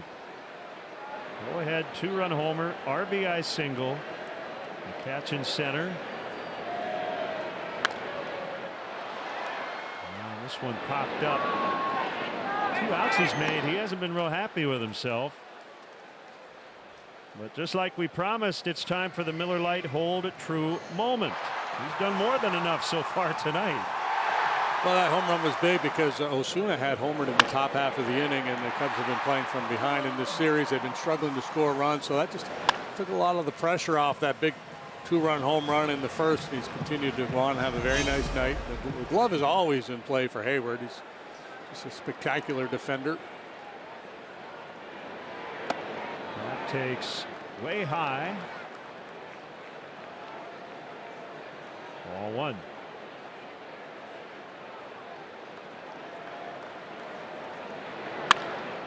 Lined in the right over a leaping Frazier. He's had a nice night as well. Yes, he has. A big walk, and and it sounds kind of ironic, a big walk, but it was.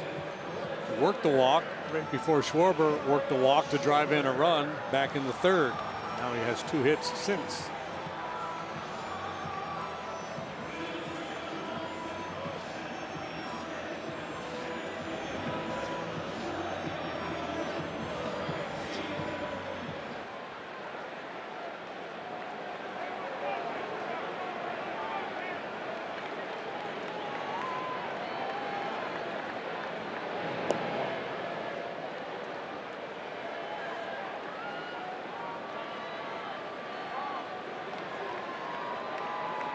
Indians lead the White Sox 7-zip.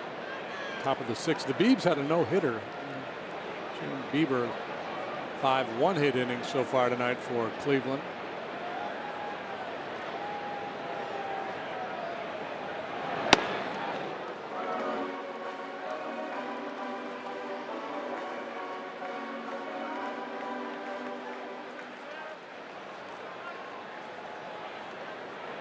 Scoreless innings for Jesse Chavez tonight. Carl Edwards Jr. apparently will get the 8th as he's getting loose in the bullpen. Inside to Schwarber.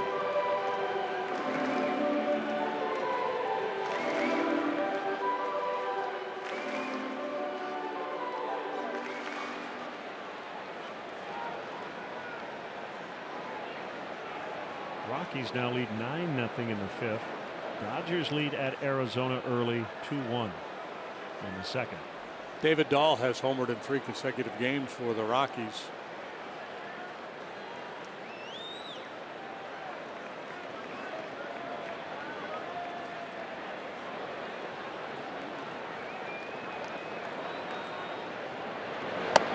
And 2, throw to first. Late.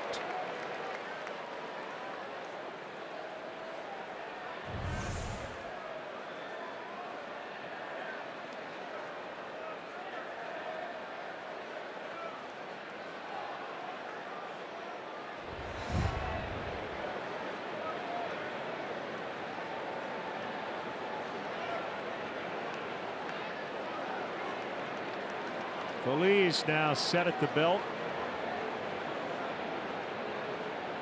And his 1-2 is popped foul and into the seats behind first base.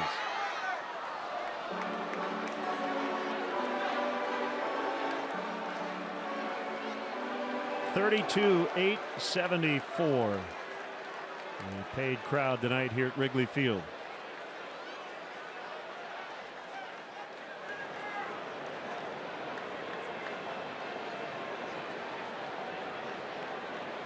Jeremy Jeffress trying to finish off the Cardinals tonight.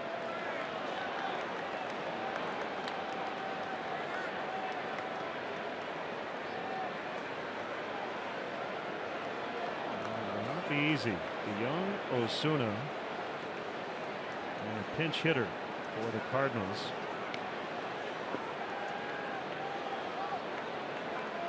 Seems to me the Cardinals have had more than their fair share of late game magic this year.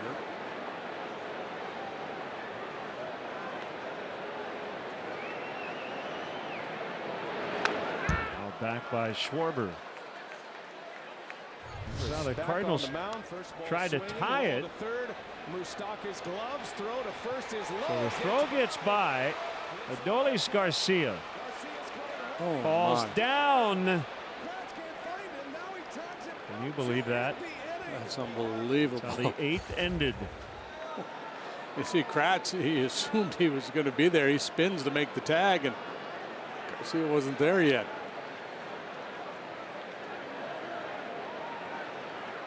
Throw gets passed, and Happ on his way to second.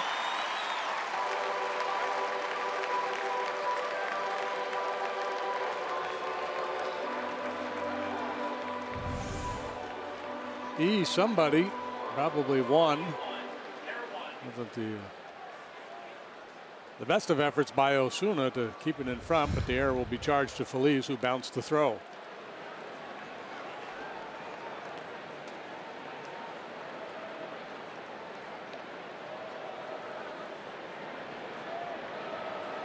Might as well pick that one up, Schwarbs.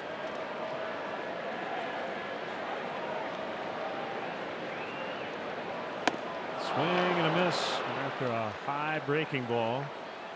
And that's out number 2. It's only the 4th Cubs strikeout tonight.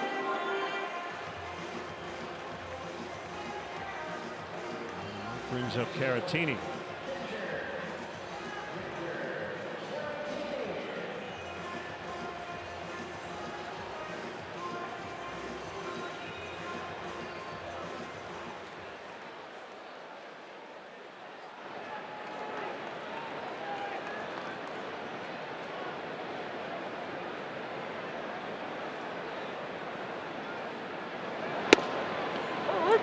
In there at the knees, and it's 0-1.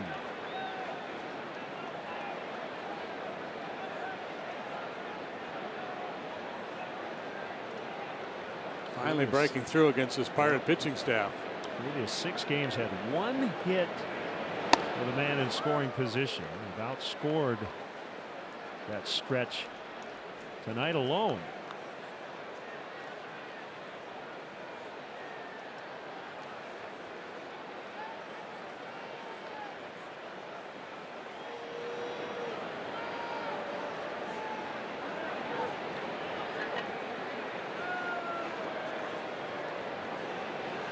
It's over in St. Louis, 2-1. Brewers over the Cardinals.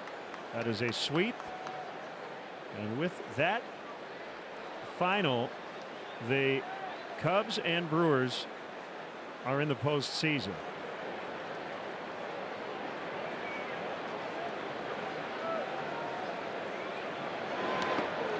Down by the catcher. Currently are tied. Tied, yep. Yeah, for first place, pending the outcome of this ball game. Brewers off tomorrow, so they'll have a chance for their bullpen to regroup, and then they host the Detroit Tigers over the weekend. Right, so winning tomorrow would be really big. You don't want to go into that weekend against the Cardinals, who will be desperate. Tied with Milwaukee for the division lead, and having to outplay them to win the division outright. Yeah, baseball being baseball, anything can happen. But you know, my best guess is that the Brewers are just going to keep on winning. They'll likely sweep the Tigers. I don't know what the pitching matchups look like. I don't know what's going on with that Tiger club. these days, but they're 29 games below 500. Caratini lines to the second baseman Frazier, and the Cubs strand one. Off to the 8th, trying to maintain their lead in the division, leading 6-2 after 7.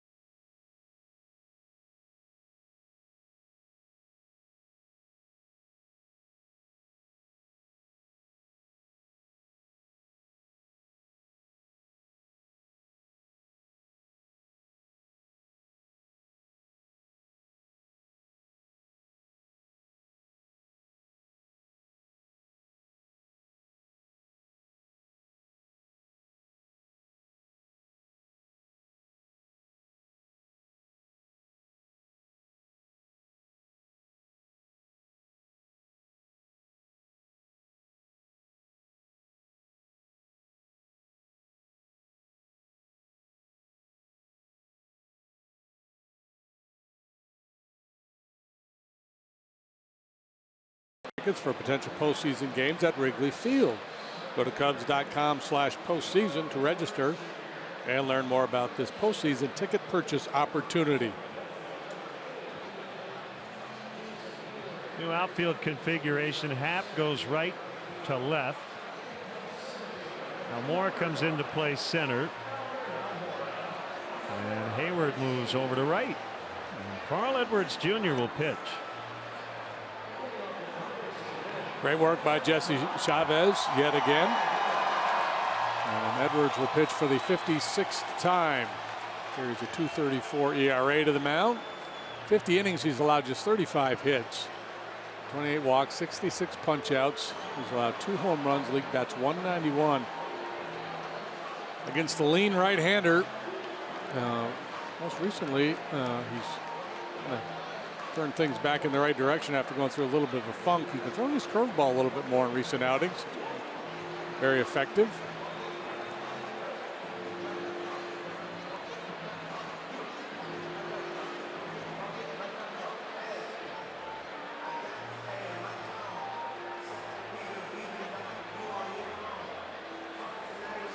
Brewers' first playoff berth since 2011. Cubs trying to win the division again, but they're in the postseason for the 4th consecutive year.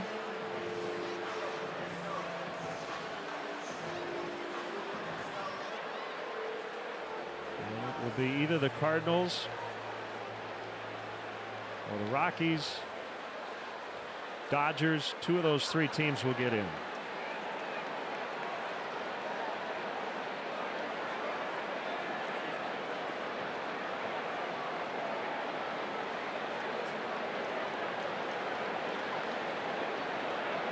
Edwards to Newman, it's high. Should the Cubs and the Brewers tie for the division after play on Sunday, they will play Monday here to determine the division. Right, the winner and then the loser obviously will play the wild card game the next day. Yeah, the winner would go to the division round, have a couple days off. The loser would be in the 1-game wild card round.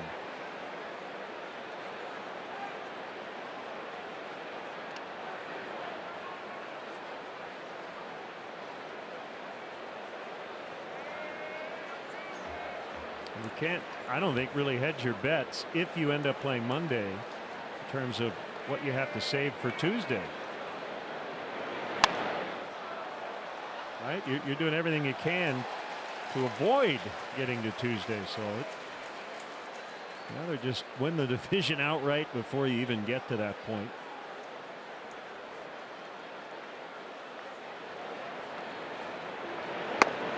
Ooh, a little quick pitch. So Newman strikes out. Too.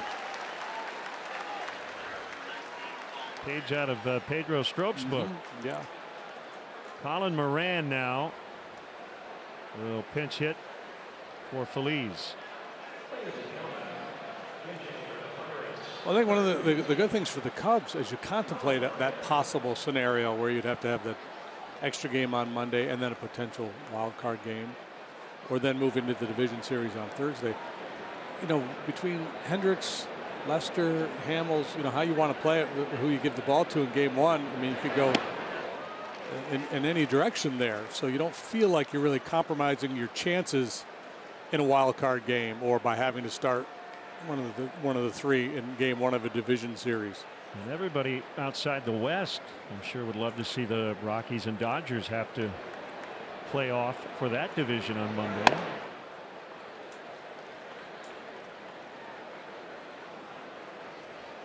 And again, if I'd said to you in the spring the Braves would have been the first team to clinch a division in the National League, yeah, you wouldn't have believed it.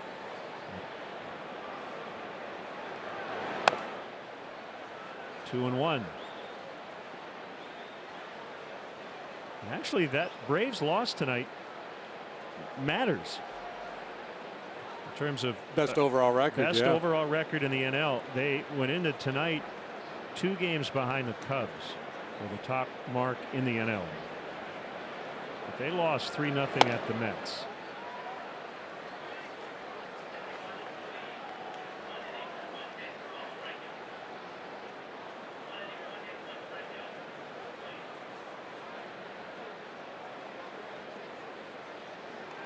Three and 1 on Moran.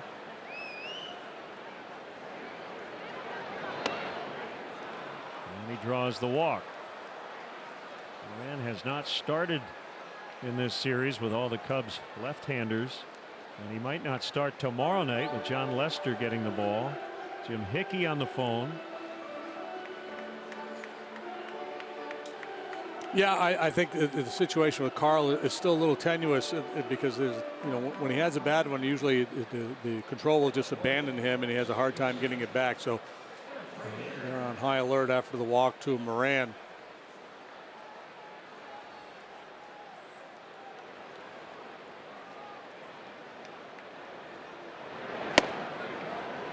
Could have been.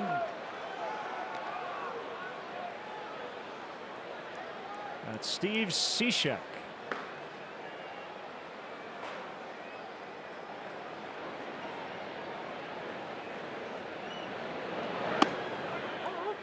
One and 1 to Frazier.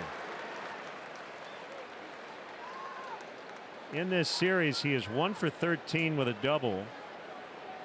Big defensive play in game 1. 4-3 double play.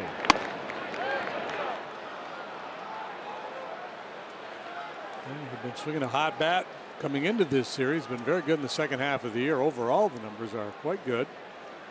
282 average, 463 slugging percentage.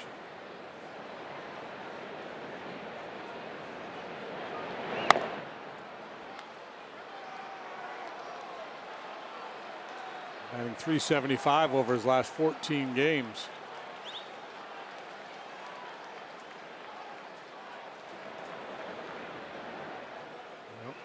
This is coming from the dugout. Caratini sent to chat with Edwards to buy a little time for Cishek. If he loses Frazier, they'll make the move.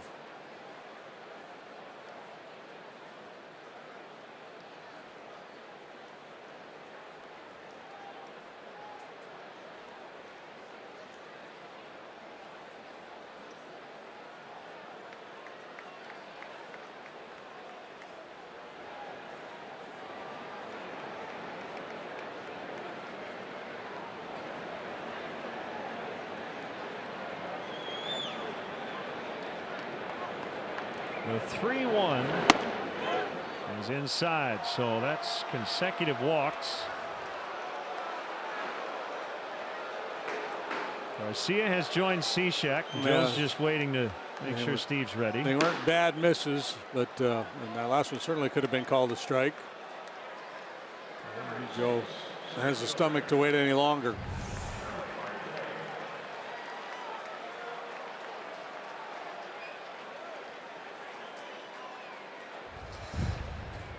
Got squeezed a little bit. Still, you got to be a little bit more aggressive there. He's asking Caratini whether the ball was in, or maybe that was directed at Sam Holbrook. Pitching change in the 8th. The 6-2 Cubs. Pirates have 2 on with 1 out.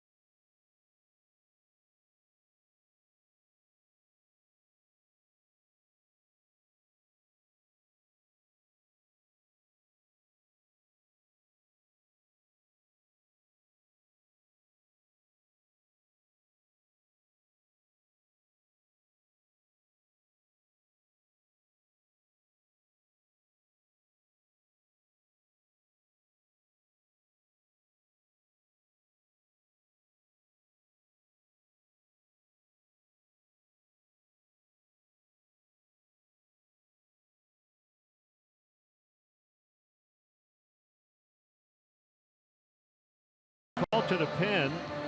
Official external pain relief of the Chicago Cubs. Here's Steve Cishek making appearance number 76. He's been the busiest Cubs pitcher this year with those appearances. 67 and a third innings, 43 hits. That's a 181 batting average against. Really tough on right-handed hitters, just 163.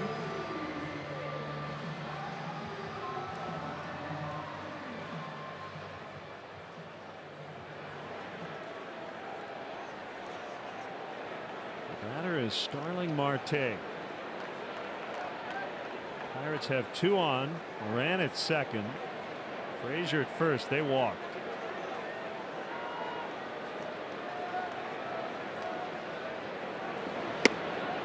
Slider missed outside. There's 2 walks by Carl, the only walks issued by Cubs pitching tonight. Cishek will be looking for that ground ball from Marte.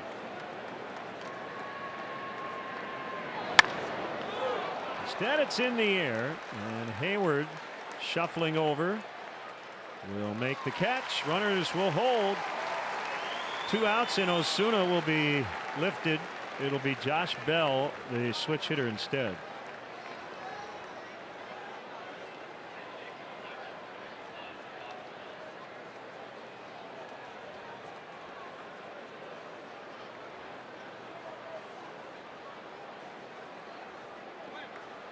Bell has not hit for a lot of power this year. Ultimately, as his career evolves, he will become more of a power threat. He's better from this side of the plate, more dangerous as a left-handed batter.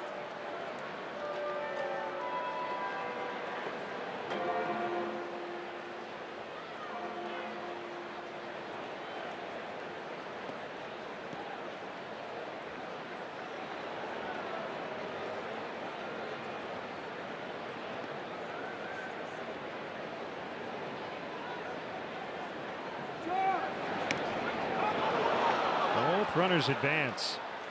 Maybe a miscommunication there between Cishek and Caratini.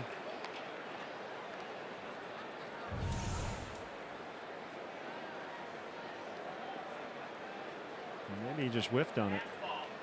It'll be a passed ball.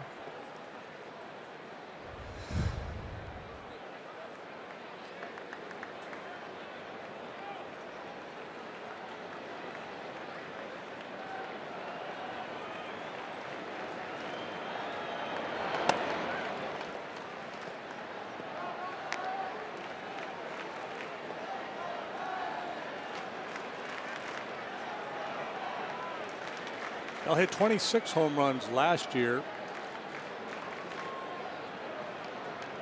60 more plate appearances last season than he's had so far this year.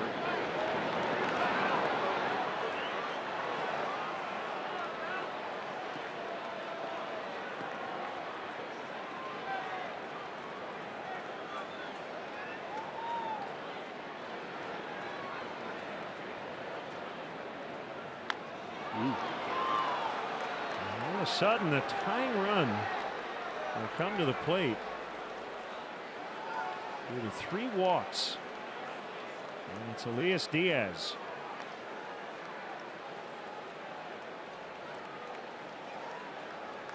And you got to be careful with this guy. He's a legitimate pop. Sometimes, you know, you got a backup catcher getting the start. This would be the spot where a Francisco Cervelli might pinch hit. But Diaz getting 281 on the year with 9 home runs. And a strike on a slider. Diaz questioning the call by Sam Holbrook. And the Pirates have gotten excellent offensive production out of their catching tandem. Base hit. Moran is in. Frazier will score, and the throw gets away, and Bell will hold there, but Diaz able to move to second. It's a 2-run ball game, and the tying runs are now in scoring position. Well, it looked like they had a pretty good shot at Bell to get out of the inning, but when the throw got by, it allowed Diaz to advance. Yeah, Bell got lucky. It really comes up roses for the Pirates here. Bell was dead to rights at third base. Kind of high stepping it there. Hayward's already got the ball before he gets to second base. But the throw is offline, so Baez has to relay it.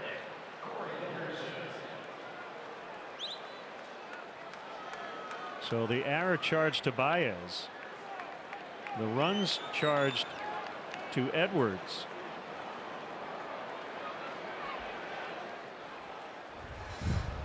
And Dickerson is intentionally walked, and the batter is Pablo Reyes, who went 4 for 8 with 2 homers in the first 2 games. He's 0 for 3 tonight, and as I said earlier, he hit a ball on the infield his first at bat, charged by Bodie, who made a great barehanded pick. He flied to the warning track in the 5th, and a sharply hit grounder handled by Murphy in the 7th.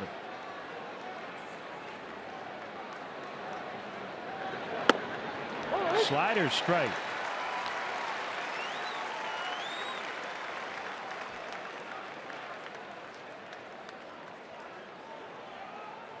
I bet you never thought you would think, well, the last guy you want to see up there is Pablo Reyes. Way outside. 1-1 the count. Pirates mounting a big threat here in the 8th on 3 walks, a 2-run single, an error, now an intentional walk.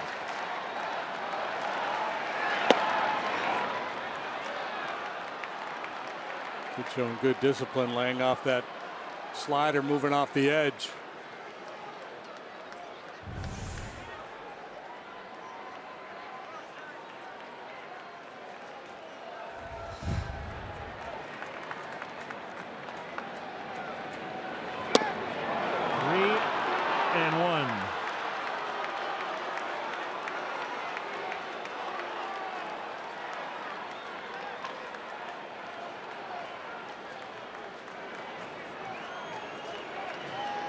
Bases loaded. 8th inning. Cishek's 3-1 pitch. Reyes had an aggressive pass at it and fouled it off.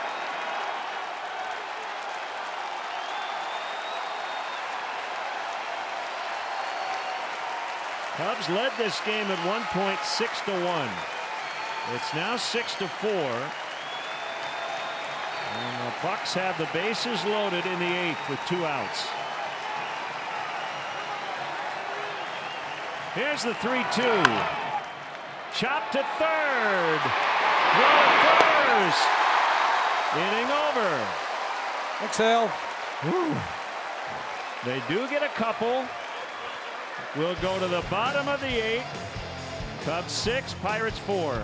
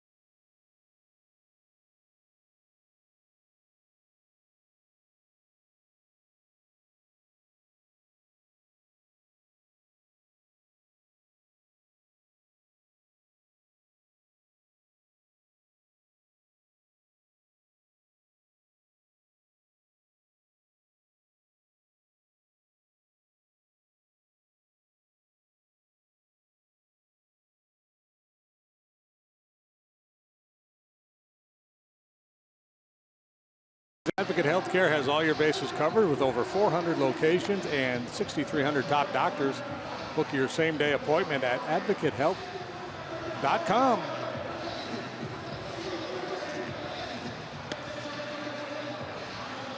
Josh Bell stays in after pinch hitting. He plays first. Left-hander Stephen Brault will pitch. It's a 2-run ball game in the 8th. Well, with a scoreless inning in the ball game last night, but he can get knocked around here lately. 5, 6, 7, 8 earned runs allowed in his 4 previous outings, giving up runs all 4 times in just 2 2/3, 3 1/3 innings, 8 earned runs. Albert Almora playing center field will bat for the first time.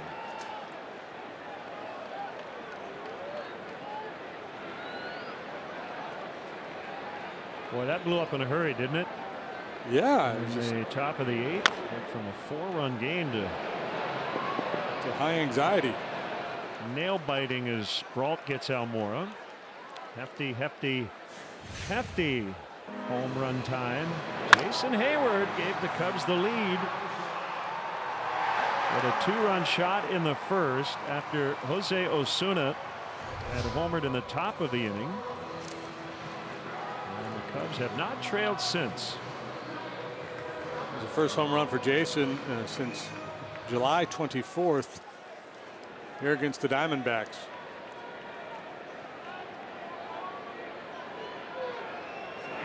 Bodie cuts and misses.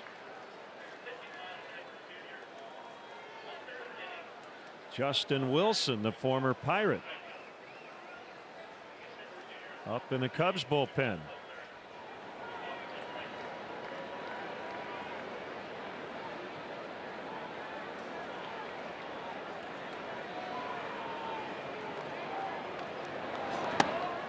Pedro Strop continues to work to try to get back. Brandon Morrow, as you know, is done.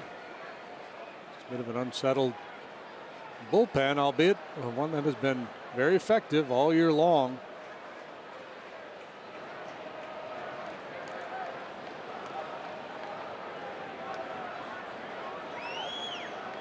Well, fastball, slider, curve, and change. He's done a lot of starting in his career.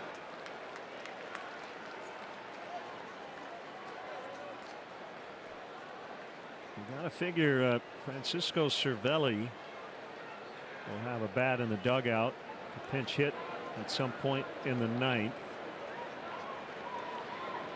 Luplow scheduled to lead it off.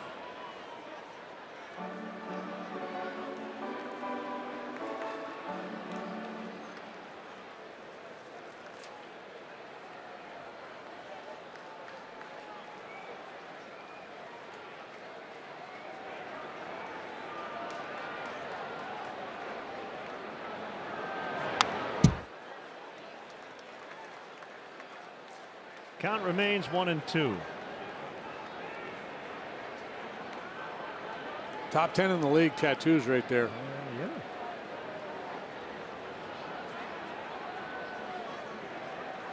Very stylish.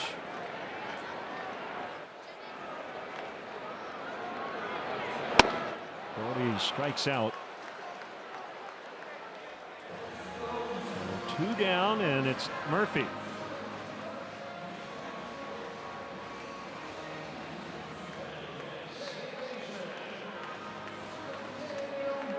Baltimore getting a little revenge on the Red Sox. They're playing a doubleheader today. The Orioles lead 10-3 in the bottom of the ninth. The Red Sox dropped 19 runs on them in the first game of the doubleheader, and 19-3 Red Sox win. They're 107th.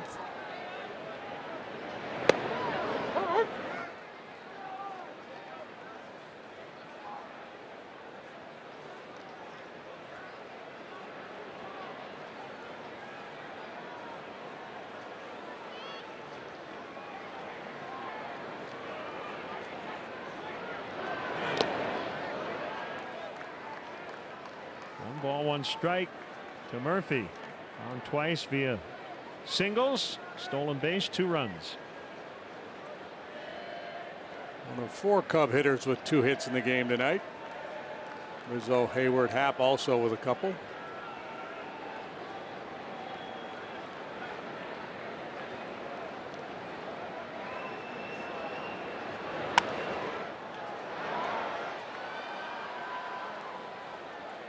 Great matchup on paper tomorrow night right here on NBC Sports Chicago.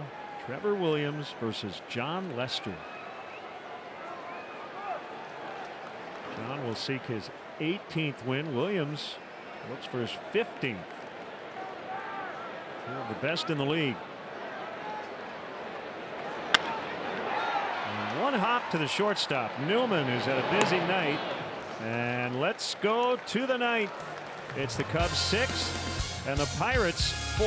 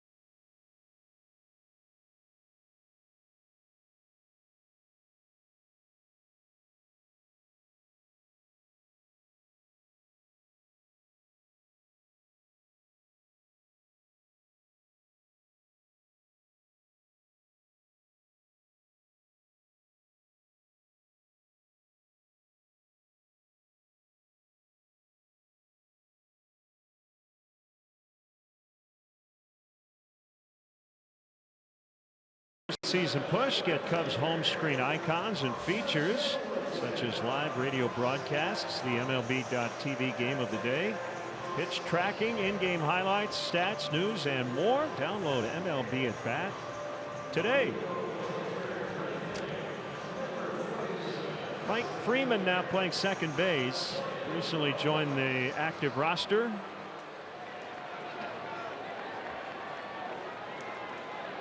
Justin Wilson, if he can get these 3 outs, will notch his first save as a Cub. Well, there you go. Stay in the moment.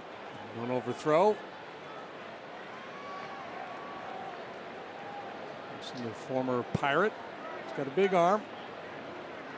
There's a lot of fastballs. And down and in slider on the right-handed hitters. Whitlow's got power. Took a hellacious swing there at that 95-mile-an-hour heater. Justin last worked on Saturday against the White Sox. A third of an inning. Yep, he's rested. Yeah, he hasn't pitched much. Just twice since the 15th. Third of an inning in Arizona, and that was the one pitch outing when they caught Goldschmidt stealing in the ball game.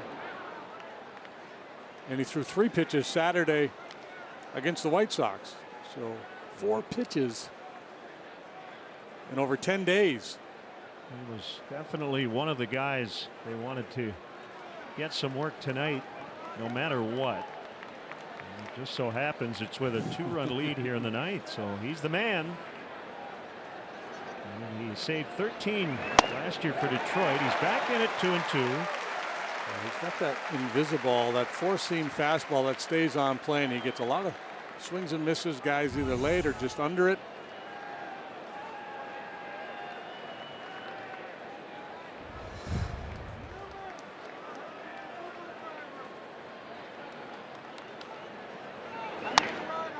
All the way. Yeah, I talked to him the other day. He said that high fastball, that's more about what's going on in the game today as opposed to, you know, a pitch he necessarily had as part of his game plan earlier in his career. You make adjustments as you go.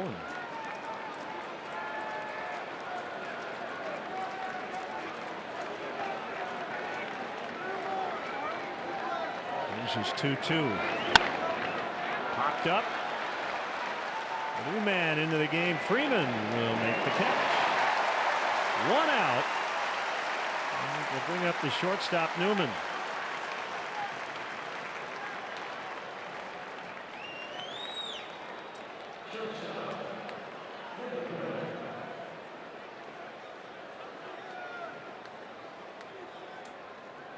It's interesting. Clint Hurdle is sticking with his youngsters. You know, he's got Jordy Mercer, he's got Josh Harrison available on his bench, but he lets Newman take this at bat with Cervelli now on deck. Yeah, those guys, Harrison and Mercer, have not had a plate appearance in this series, so I think he just feels like it wouldn't be fair to run them up there in this situation. The guys that are playing out their time with the Pirates. Sometimes you get to this stage of the year when you're not on a contending team, that conversation with the guys that aren't coming back, if you want to be part of the mix or not. And it may be that they said, you know what, Skip, play the kids. Just kind of hang out and watch. 2 strikes to Newman.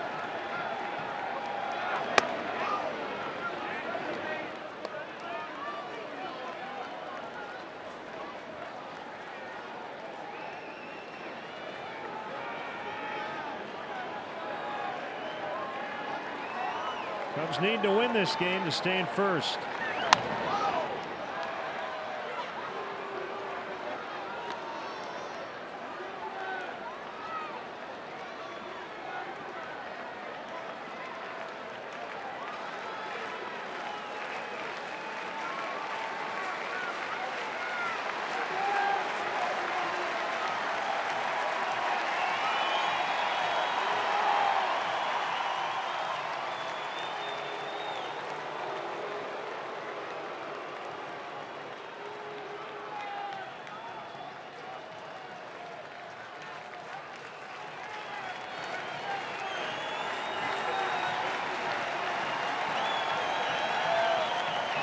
1-2 try taken for ball 2. 2 runs last inning charged to Carl Edwards Jr. in a third of an inning. Cishek 2/3 of an inning, a hit, no runs, a couple of walks. Chavez was great. He gave the Cubs 2 scoreless after Quintana went 5. Ground ball, base hit. And that will bring Cervelli up, the pinch hitter.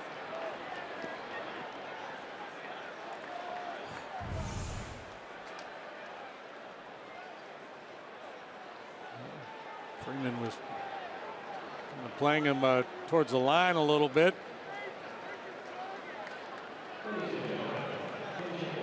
Cervelli has done a lot of damage against the Cubs this year and last. So 4D replay, Newman shooting that ball the other way.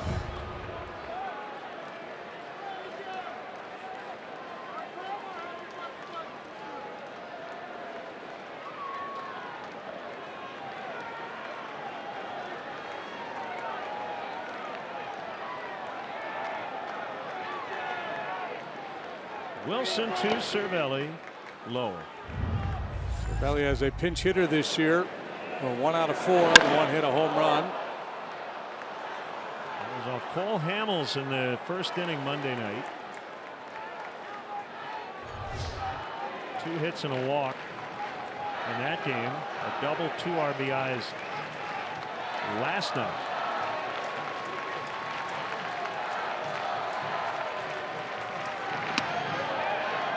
Outside for a ball, 2-0.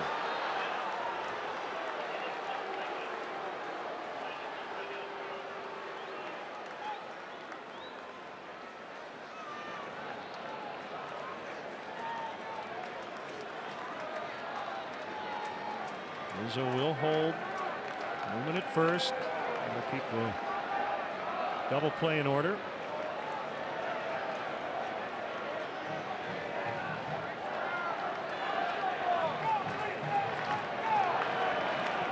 Wilson set. Here comes a 2-0 pitch and a big rip by Cervelli, and he fouls it back.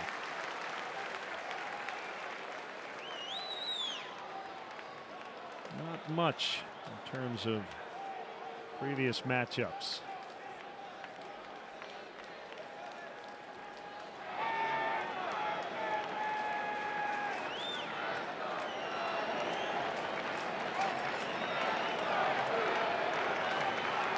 Guys, teammates for the Pirates, swing and a miss, 2-2. But they were not in New York either. So they just missed crossing paths with one another.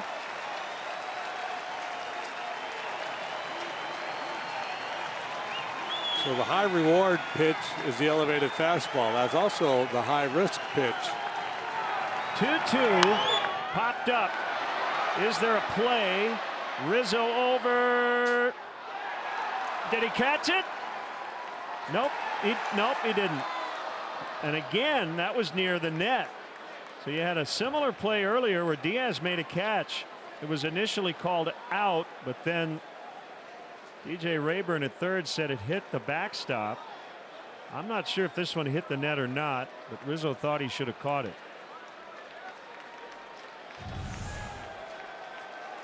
There's a little opening right there. Trying to sneak around the corner. Well, that guy grabbed it. Yeah.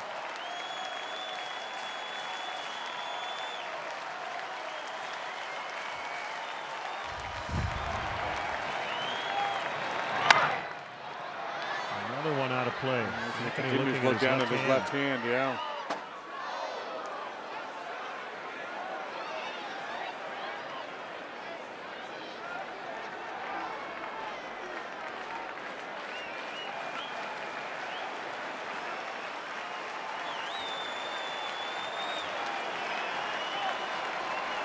Still 2-2 on Cervelli.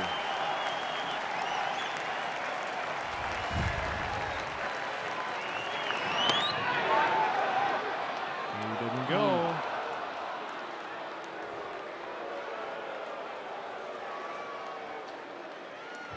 Good battle here. Good slider. A lot of guys will chase. Cervelli able to check.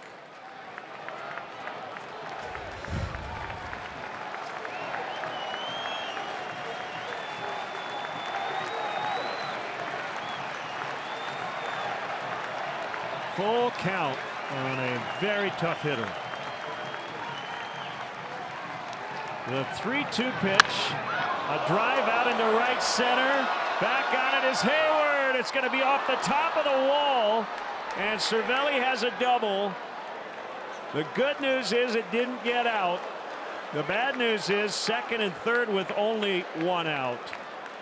Right under the basket. Yeah, and the way the ball is carrying here tonight, I thought this had a chance when he first hit it. Cervelli puts a charge in it.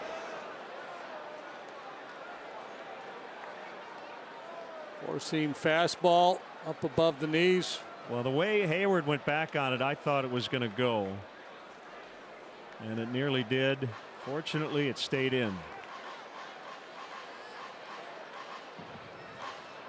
JD, we haven't seen Cervelli have a bad at bat this whole series. No, I mean, it's he pretty is amazing. locked in. Coming off the bench, something he doesn't do often. As I mentioned, this is only his 5th pinch hit at bat all year. We only see them, 19 times a year, but he is the one guy you definitely are aware of in their lineup. Yeah, yesterday I was looking at some numbers among those who have had I think 50 plate appearances against the Cubs over the last 2 years. He had the highest OPS of anybody. Kevin Kramer will run for him.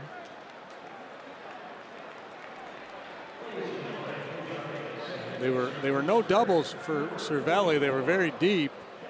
In this situation, a base hit ties the game, so you return to conventional depth out there in the outfield. It's not getting a lot easier. Frazier and Marte. Frazier doesn't hit for power against lefties, but he does hit for average. And he shanks this one to the seats behind third. Pirates are not going away. Newman, the lead base runner, was smart. He played it cautiously. Down 2 runs. His run not important there, so no need for him to take a risk.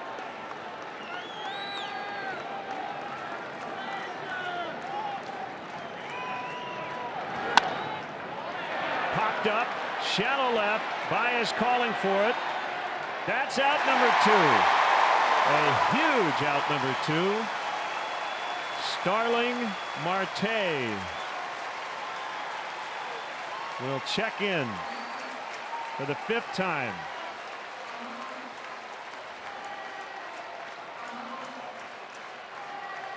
Hitless in his first 4 chances. Bell, who pinch hit, staying in the game, is on deck. And they've been attacking. This should be a good matchup for Wilson. They've been attacking Marte effectively with elevated fastballs. Newman third, Kramer second. They throw that one 105.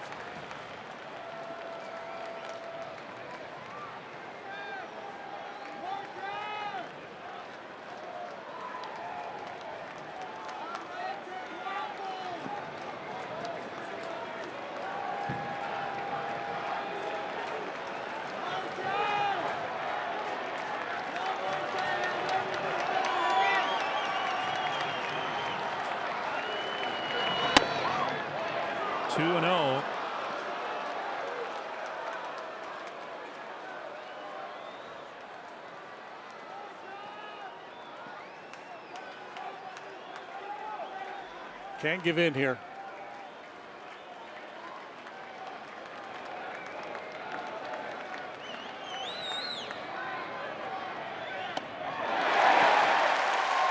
Two and one. I think the game plan will be to continue to pound that 4-seam fastball up out of the zone. He chases. Wonderful. If he takes his walk, move on to Bell.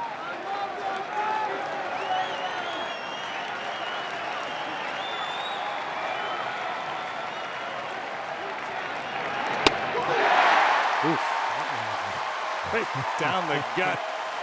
2 balls, 2 strikes.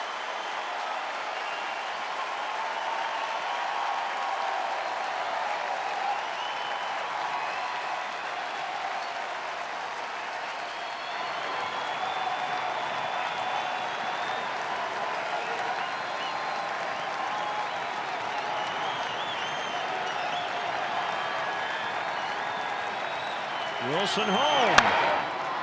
Off the glove of Rizzo, and the game is tied. Marte towards second. He's got a double, and it's 6-6. A 2-run double by Starling Marte. Wow.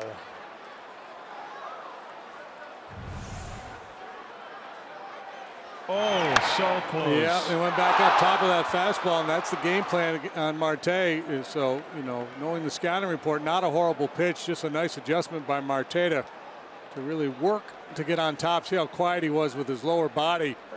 Was able to get on top of that high fastball and just off the end of the glove of Anthony. Oh, unbelievable. Or perhaps not. Well, Wilson. It won't be Justin with Josh Bell coming up, as the Cubs will try to keep this game tied. 4D look.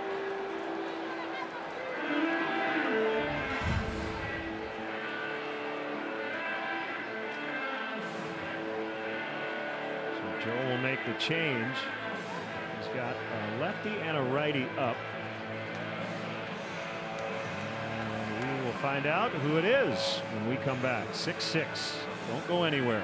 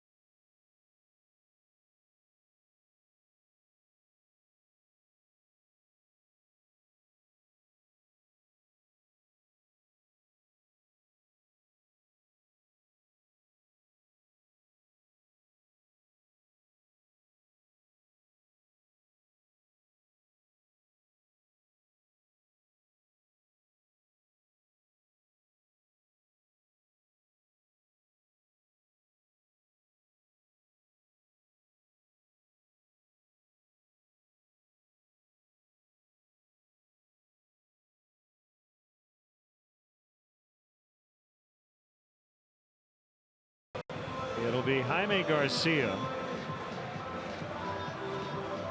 to face Josh Bell. I think more than anything, JD, you mentioned Wilson. He hasn't pitched a lot lately. He was at 27 pitches. More than anything, they wanted just to get a fresh arm in there to face Bell. Yeah, high stress pitches, and after giving up the lead like that, you just don't know where a guy's mind is at. And maybe they like the stuff matchup. Garcia versus Wilson, a little different look.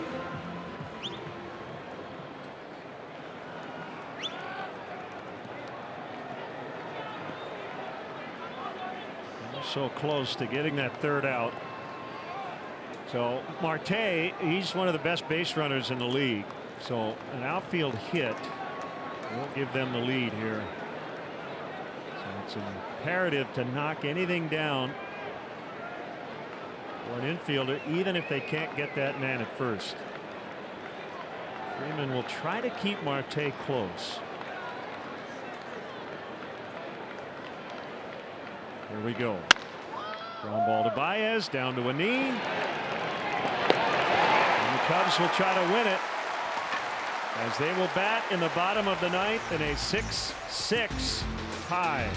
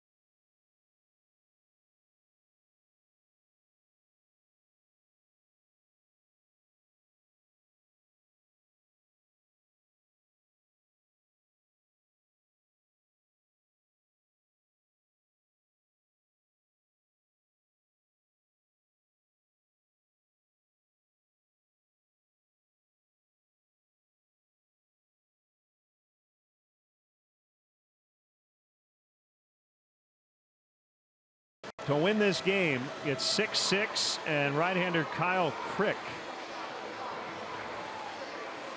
will take over. Crick having a nice year. His first year in a Pirate uniform. They got him from the Giants in the Andrew McCutcheon deal in the offseason. 3-2, 2.47 the ERA, 63rd appearance for the 25-year-old right-hander. 6'4", 220.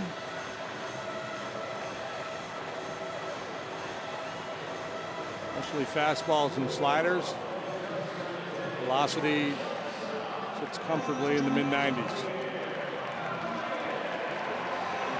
Javi do something MVP-ish here.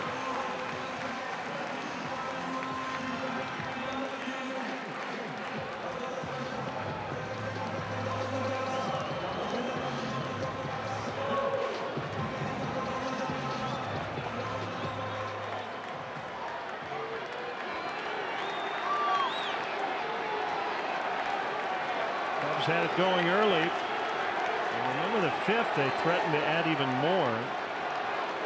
Could not with an extra run as Anderson got a double play ball to get out of it. Since that fifth inning, the Cubs have one hit.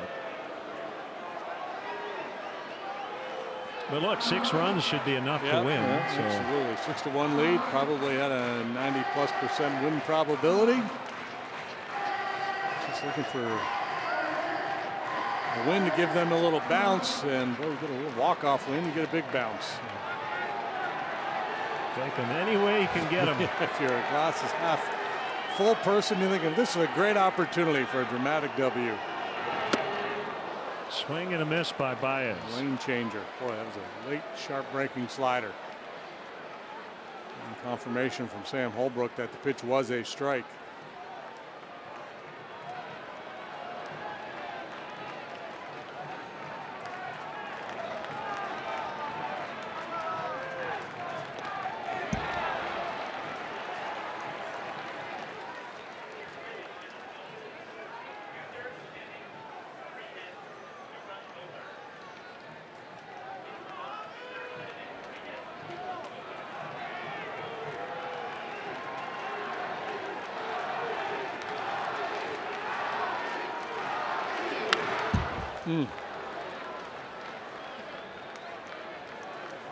By the way, for those wondering on the foul ball that Anthony did not catch, once you're in the stands, there is no fan interference. That can only happen if a fan reaches onto the field of play, which was not the case.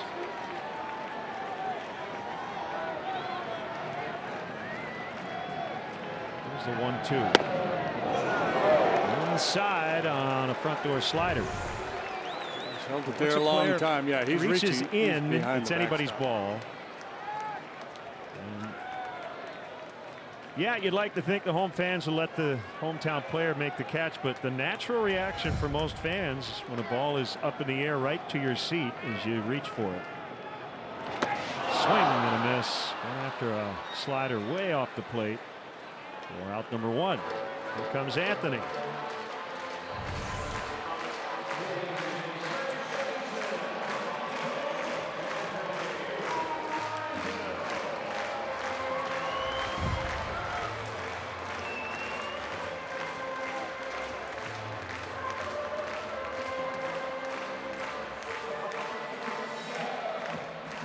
Yeah, in terms of the how tonight, you know, we talk about process, quality, all that stuff.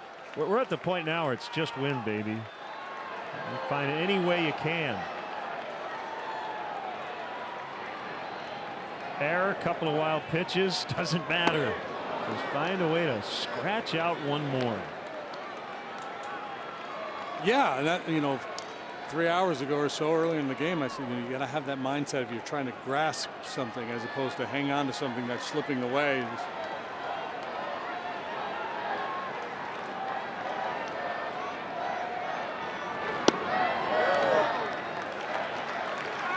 One ball, one strike to Rizzo.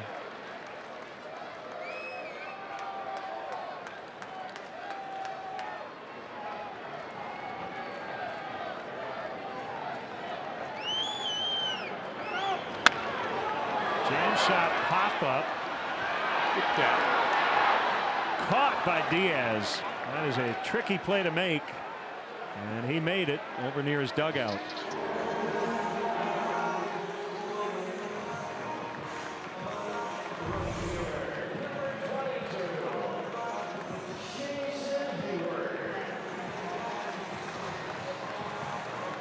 Great concentration there as he neared the brick wall. The Pirates taking no doubles defense to the extreme, man. They are deep, deep, deep in the outfield. Step or two in front of the track in right and in center. Not quite as deep for Dickerson in left. Well, it's Ben Hayward's night. Maybe he can cap it here with something big.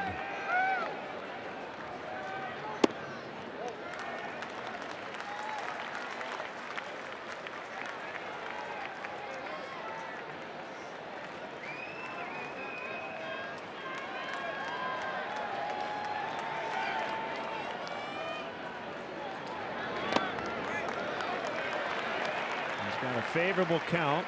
2 balls, no strikes.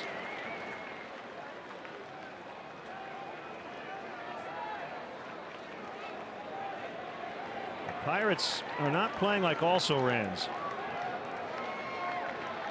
They have gone 14-5 over their last 19.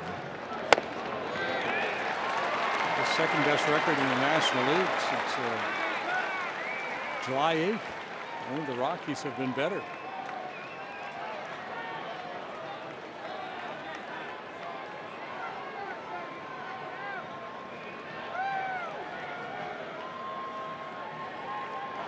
The 3-0 to Hayward, taken right down the middle, firm on a fastball at 96.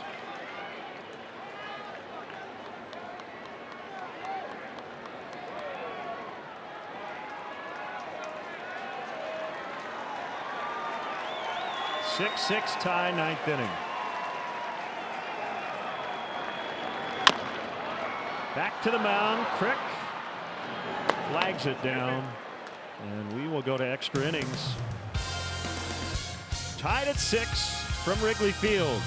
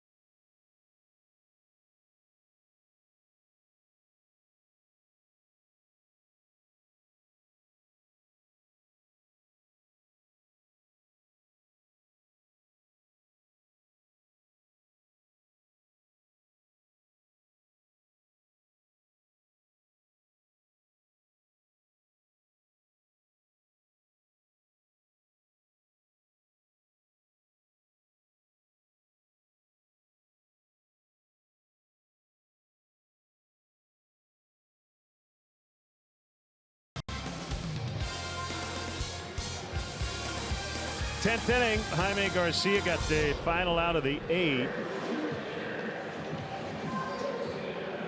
We'll face Elias Diaz to start the 10th. Pirates with 2 in the 8th and then 2 more in the 9th.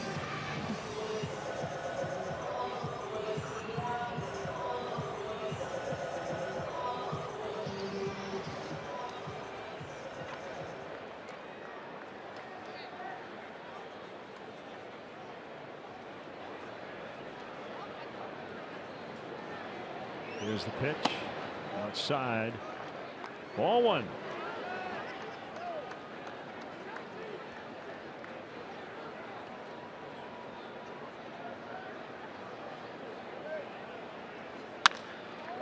Leadoff single. Diaz. He knocked in 2 with a base hit in the 8th.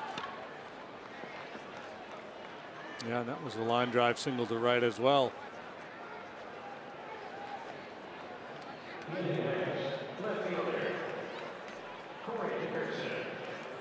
It's hit number 10 for the Pirates. Cubs have 11.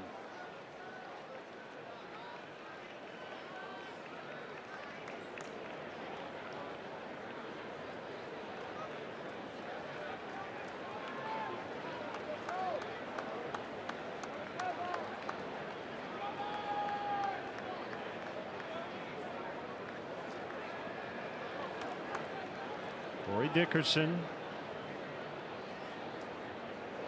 homered in the 5th. And he gets under 1 here. Hayward will have room to make the catch. That's out number 1. It will bring up Pablo Reyes. Joe will make a change. He wants a right-hander, Brandon Kintzler.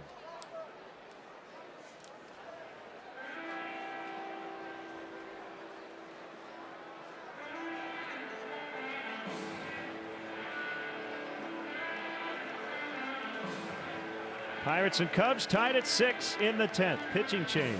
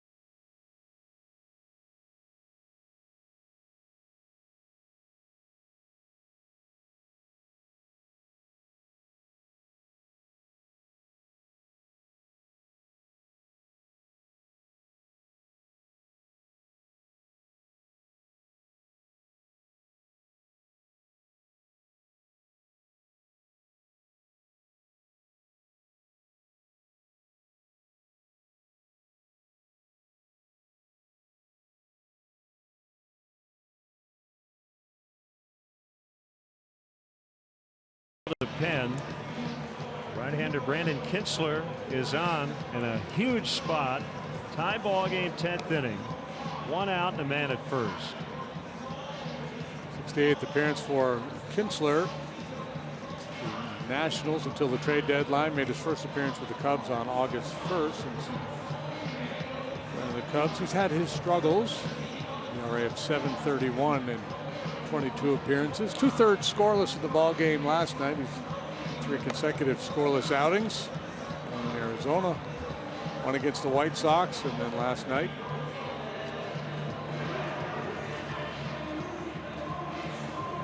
Cubs have done this a lot. They're 10 and 8 in extras, including 4-0 at home. The Pirates are 6 and 4.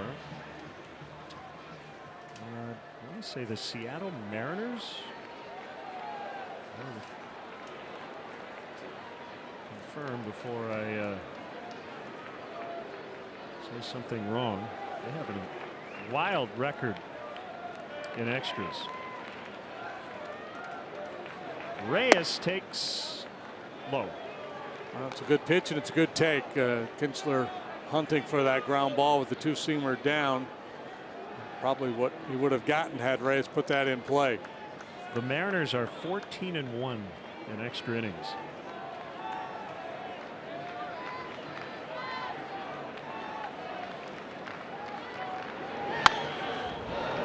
So that's they're 86-71, at least going into tonight. Their Pythagorean one-loss is 75-82 because of those extra innings and one-run wins.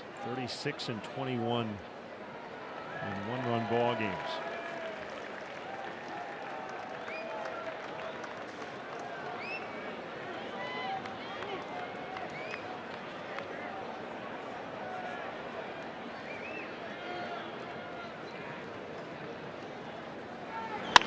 There's the ground ball. Baez, Freeman, Rizzo, Kinsler. Very nice. Gets the double play ball. Bottom 10, 6-6.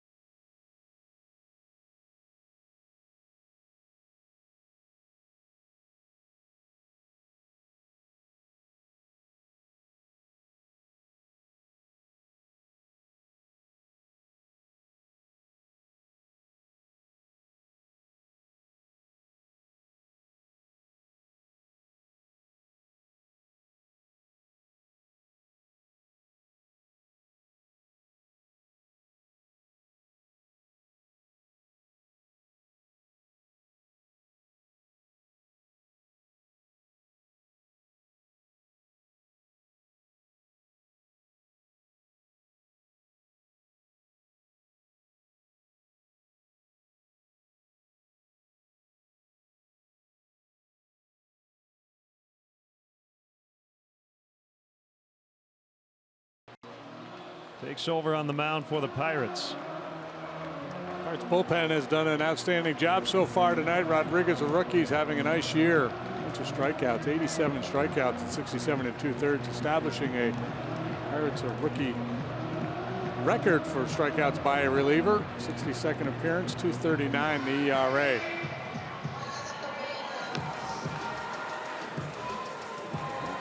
Have an overpowering fastball. He's got a good slider.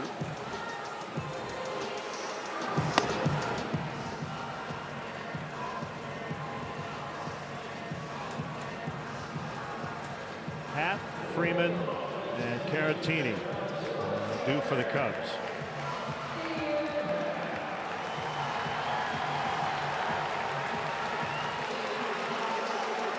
I want Mike Freeman to get the game-winning hit. He's on deck. A double and a knock and a bone pile.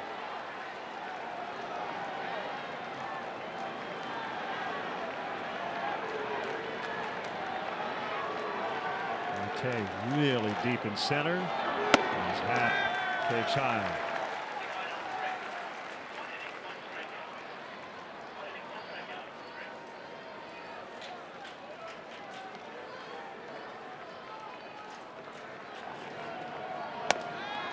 Two and 0. Terrence Gore has not yet appeared in this game. Keep that in mind. If the Cubs get a base runner, it might not matter who it is. You could see Terrence Gore. 3-0, especially if it's early in an inning.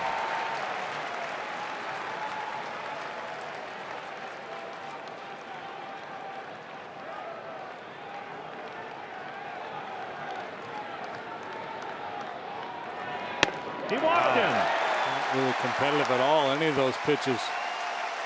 Pretty easy walk to take for Ian Happ. Here he comes. Terrence Gore will run for Happ. It gives you an idea how fast Gore is. Happ's one of the faster guys on the club, but Gore is such an upgrade over everybody. Into the game he comes. What a weapon.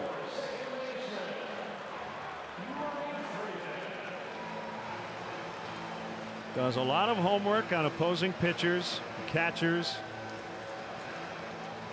This is his specialty.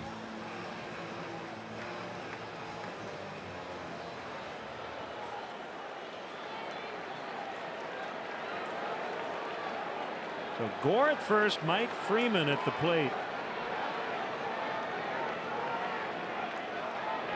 Rodriguez will definitely keep a close watch on Gore. Cubs got all their runs off the starter Nova. 4 innings, 6 runs, 5 earned allowed by Nova. The bullpen has been outstanding, covering 5 innings, allowing just 3 hits. This is Mike's first plate appearance at the big league level this season. Yeah, this is such great theater for a guy. He was at home. He had not been called up initially when rosters expanded.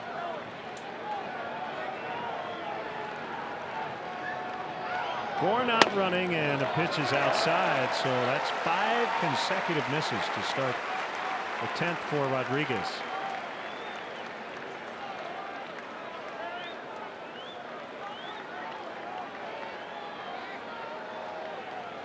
Brian Butterfield just steps away from Joe Madden and getting his orders and then relaying them on to Gore. It's not a matter of if, it's when. They may have given him a don't go.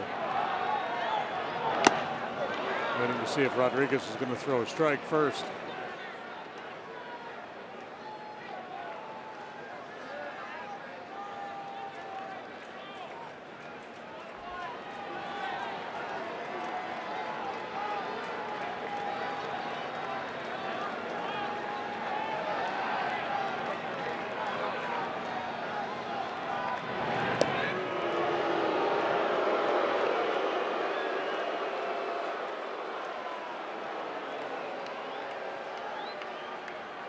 Gore's already won tonight. He swept the Cardinals. 2-1 the final score. So the Cubs need to win this game to stay in first place. They've been in first since July 13th.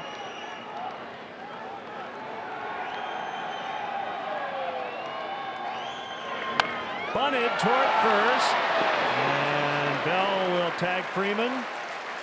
So Gore's at second base with 1 out. Nice job, Mike Freeman.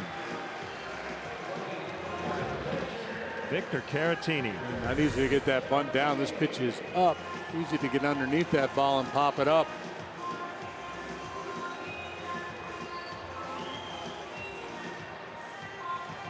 Oh, what a cool 4D look.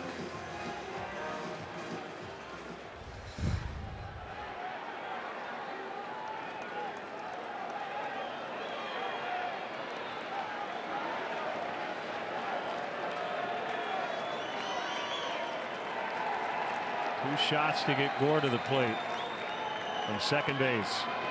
Swing and a miss by Victor. Yeah, it's unfortunate that, you know, Gore couldn't have stolen second base and not have to give up the out to get him there. And I'm not sure if that was Freeman on his own or if the Cubs just decided the way that at bat was unfolding. Maybe Terrence didn't, you know, feel like he was getting a comfortable lead. Might he try to steal third? Well, yeah, tougher with the left-hand hitter up there. Diaz throws really well, as we talked about earlier, so that obviously is part of the equation as well.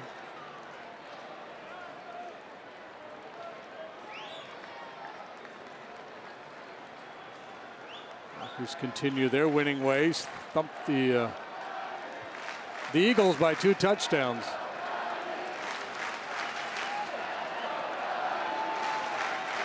Two strikes on Caratini. 6-6, bottom 10. The pitch. Count holds.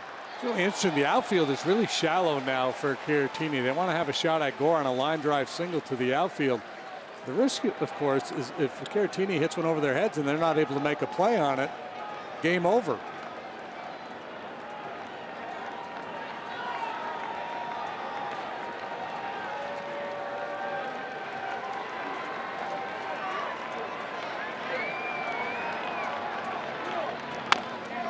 Bouncer to first, and Bell will take it to the bag. So Gore is at third with 2 outs, and it will be Almora.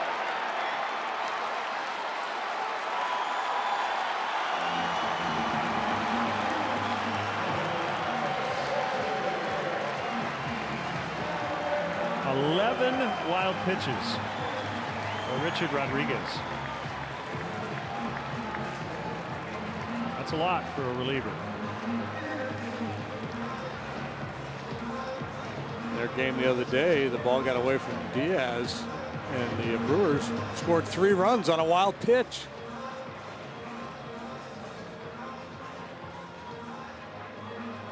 That's a ton of wild pitches for a reliever. Will be doing his level best to distract him. And people tweet as they notice Gore on the bases is holding gloves. He's not wearing them. That's to protect his fingers and his hands when he slides head first.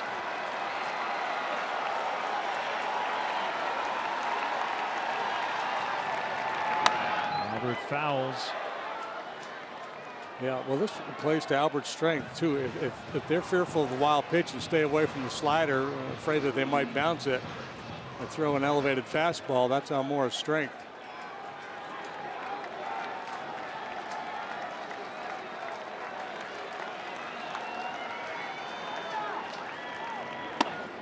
And 2. So he has painted both corners. One on a foul, that one on a call. And the lifting gets heavier now for Albert. Winning run right there, about 80 feet from home plate.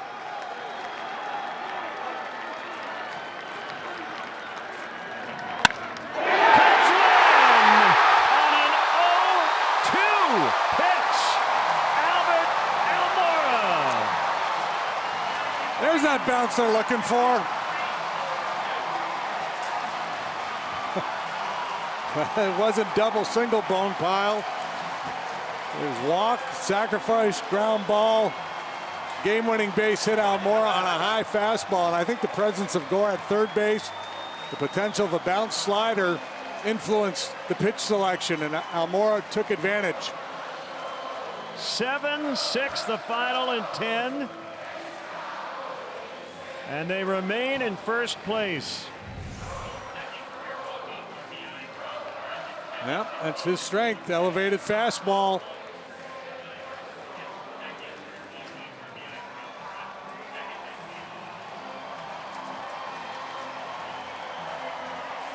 Brandon Kinsler gets the win.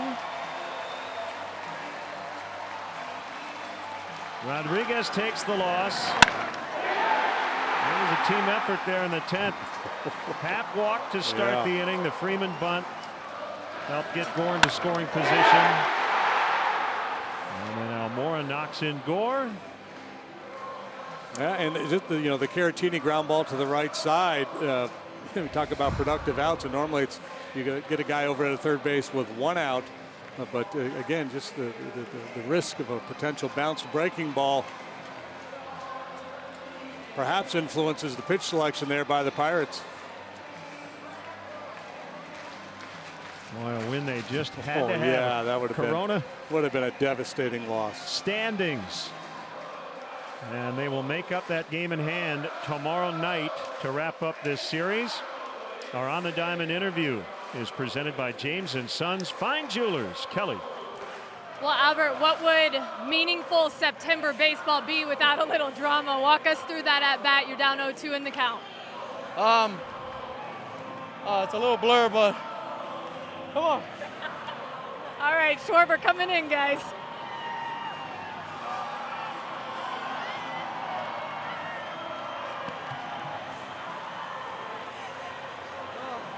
That was in slow motion. I wasn't thinking of your question.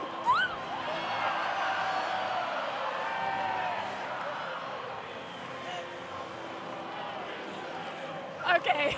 I wasn't expecting that. All right. Now we're ready. Can you walk us through? Where's my... Where you at? You do something. Thank you. Oh, it's cold. All right, here we go. Okay. What was the question?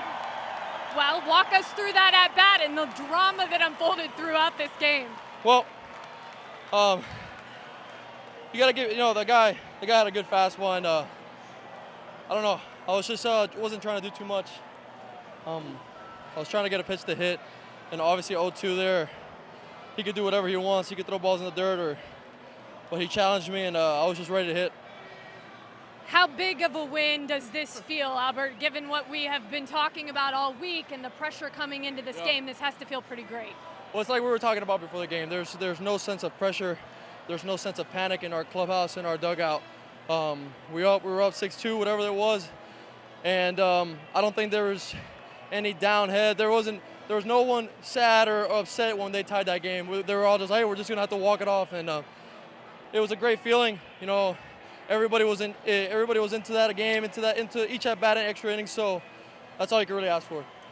And I have to ask you, because I know this team's sights is set on clinching the division, but tonight, describe what it means to accomplish a 4th straight trip to the playoffs, which you guys have done. For sure? Yes, you're for sure. Oh, that's pretty cool. I mean, man, it's thank you. It's my 3rd year in the big leagues and 3 trips to the playoffs for myself, and it never gets old. This is what we work hard for in spring training and in the off season. We want to go to October. We want to put on a great show for the fans here, and the ones that stayed, they got a great show tonight, and we're just going to keep building and keep this momentum going to tomorrow. Absolutely. Enjoy this one. Go celebrate. Thank you. Thanks. Guys, I got a towel. We're good. Yes. Let's send it up to you guys. Thank you, Kelly. Good stuff. And Albert will receive a $500 gift card from James & Sons Fine Jewelers. What a night. As the Cubs win 7-6 in 10. And for JD, for Kelly, and our entire NBC Sports Chicago crew here at Wrigley Field, Len Casper with your final score. In 10, the Cubs 7, the Pirates 6. Back with you tomorrow. Another big one. Biggest game on the schedule. 7 o'clock for the series finale.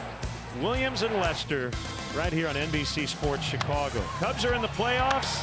They still have their sights on the division. And coming up next, Blue Cross Blue Shield of Illinois post-game live.